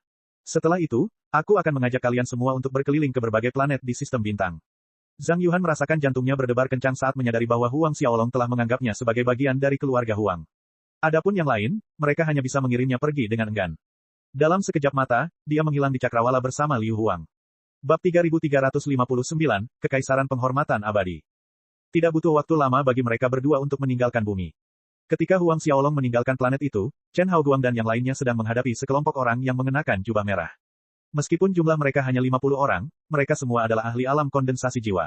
Ada beberapa ahli alam kondensasi jiwa tingkat tinggi di antara mereka. Orang yang memimpin merupakan ahli alam kondensasi jiwa tingkat ke-9. Tao Wei, apa maksudmu dengan ini? Gerutu Chen Haoguang dengan marah. Orang yang memimpin, Tao Wei, mencibir, tidak ada yang perlu kau khawatirkan. Pokoknya, kami akan mengambil semua yang ada di gua abadi ini. Wajah Chen Haoguang dan yang lainnya berubah sangat jelek. Tao Wei, sekte bulan berbulu milikmu mungkin kuat, tapi kau mungkin tidak cukup kuat untuk mengambil gua abadi ini untuk dirimu sendiri. Liang Yun mencibir. Tidak perlu khawatir tentang itu. Tao Wei mencibir. Sambil bertepuk tangan sekali, dia berteriak, keluar. Ruang di sekitar mereka mulai bergetar dan beberapa sosok menampakkan diri. Jumlah mereka hampir 300, dan semuanya berada di alam kondensasi jiwa. Chen Haoguang dan yang lainnya merasakan jantung mereka berdebar ketakutan. Mereka mungkin telah mengumpulkan hampir 200 ahli alam kondensasi jiwa dalam ekspedisi mereka, tetapi lawan mereka memiliki 2 kali lipat jumlah mereka. Ada juga lebih dari selusin ahli alam kondensasi jiwa tingkat tinggi di antara mereka. Namun, sekte bulan berbulu seharusnya tidak memiliki begitu banyak ahli. Kau seharusnya sedikit bingung. Sekteku tidak memiliki begitu banyak ahli. Senyum sinis terbentuk di bibirnya dan dia melanjutkan, mereka bukan ahli dari sekteku. Mereka semua berasal dari Kekaisaran Penghormatan Abadi. Kekaisaran Penghormatan Abadi. Chen Haoguang dan yang lainnya terkesiap. Ada banyak sekali wilayah di sistem bintang Sungai Perak, dan ada banyak sekali sekte yang tinggal di dalamnya. Meski begitu, sistem bintang perak hanyalah sebagian kecil dari galaksi terlantar. Ada banyak keluarga papan atas dan banyak sekali rumah dagang yang kuat. Namun, hanya ada satu kekaisaran. Itu adalah Kekaisaran Penghormatan Abadi. Mereka pada dasarnya menguasai setengah galaksi dan lebih dari 2 juta planet budidaya telah tunduk di bawah kekuasaan mereka. Sekte Bristling Moon mungkin merupakan salah satu dari 10 sekte teratas di Deserted Galaxy, tetapi mereka berada di peringkat terbawah. Mereka terlalu lemah dibandingkan dengan Immortal Reference Empire. Tidak perlu membicarakan sekte bulan berbulu. Bahkan sekte pedang petir, yang terkuat dari 10 sekte, akan dihancurkan oleh Kekaisaran Penghormatan Abadi. Oleh karena itu, tidak ada seorang pun yang berani menentang perintah Kekaisaran Penghormatan Abadi. Ketika Tao Wei melihat ekspresi ketakutan dan keterkejutan di wajah orang-orang yang hadir, senyum puas muncul di wajahnya. Benar sekali, itu adalah Kekaisaran Penghormatan Abadi. Faktanya, itu adalah pangeran ketiga dari Kekaisaran Penghormatan Abadi. Baru-baru ini, Yang Mulia telah mencari ahli untuk melaksanakan perintahnya. Chen Haoguang, Liang Yun, dan kalian semua harus menyerah. Ini akan memberimu kehormatan yang tak terbatas. Aku hanya akan memberimu satu kesempatan untuk menyerah. Aku harap kau menghargai kesempatanmu. Chen Haoguang dan yang lainnya mengalami dilema ketika mendengar tawaran itu. Ada 5 pangeran di Kekaisaran Penghormatan Abadi, dan masing-masing dari mereka memiliki sumber daya yang tak terbatas. Mereka semua mungkin mengendalikan Kekaisaran Penghormatan Abadi di masa depan karena putra mahkota belum dipilih. Bekerja untuk salah satu pangeran memang akan memberi mereka prestise yang tak terbatas. Namun, mereka sudah menyerah kepada Huang Xiaolong. Jika mereka memilih bekerja untuk pangeran ketiga, mereka akan mengkhianati Huang Xiaolong. Ada apa? Kamu tidak mau menyerah? Cahaya dingin melintas di mata Tao Wei. Bukan itu maksudnya, saudara Tao Wei, kami bersedia bekerja untuk Yang Mulia ketiga. Salah satu leluhur tua di samping Chen Haoguang menjawab dengan tergesa-gesa. Gerbang pedang esensi sejati saya bersedia bekerja di bawah Yang Mulia ketiga. Begitu dia berbicara, dia berlutut. Kekuatan Huang Xiaolong mungkin telah mengejutkan mereka yang hadir, tetapi tindakan leluhur tua gerbang pedang esensi sejati menyebabkan hati banyak orang goyah. Huang Xiaolong mungkin kuat, tetapi tidak ada satupun dari mereka yang merasa bahwa dia sebanding dengan pangeran ketiga dari Kekaisaran Penghormatan Abadi. Orang harus tahu bahwa Kekaisaran Penghormatan Abadi berdiri di belakang pangeran ketiga. Leluhur tua dari Kekaisaran Penghormatan Abadi dikatakan memiliki kekuatan yang mengguncang surga. Dia adalah seorang ahli yang setengah langkah ke alam abadi kekosongan.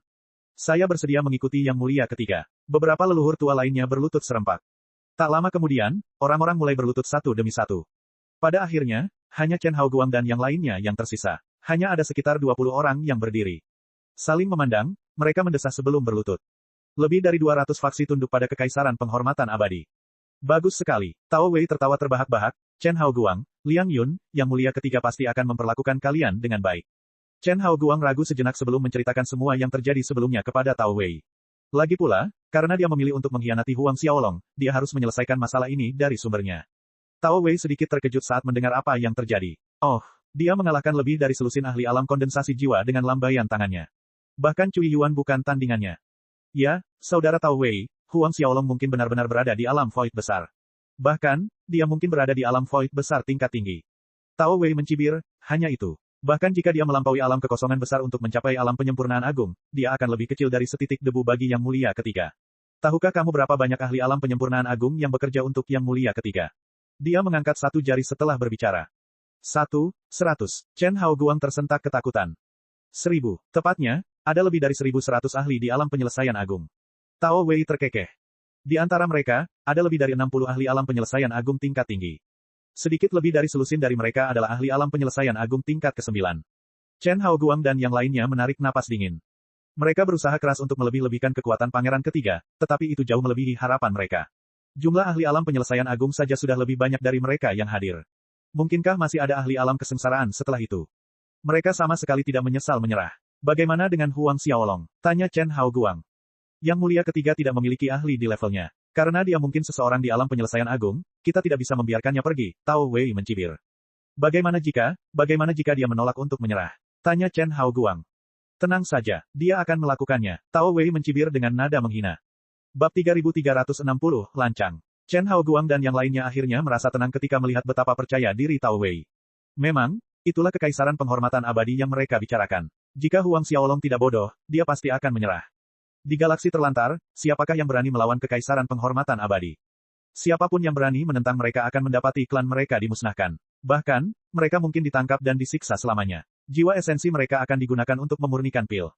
Bahkan, mereka mungkin berubah menjadi makhluk yang mirip dengan hantu pendendam yang berkeliaran di dunia. Mereka tidak akan pernah bereinkarnasi. Setelah beberapa hari, kita akan mencari Yang Mulia Ketiga. Tao Wei bergumam, kalian semua dapat mempersembahkan gua abadi kepada Yang Mulia Ketiga. Yang Mulia pasti akan memberi kalian hadiah. Chen Haoguang dan yang lainnya saling memandang dalam diam. Kita harus berterima kasih kepada saudara Tao Wei atas bantuannya. Bagaimanapun, kita semua akan berada di pihak yang sama di masa depan. Chen Haoguang dan yang lainnya berterima kasih kepadanya. Benar sekali, di masa depan, kita semua akan menjadi bagian dari keluarga yang sama.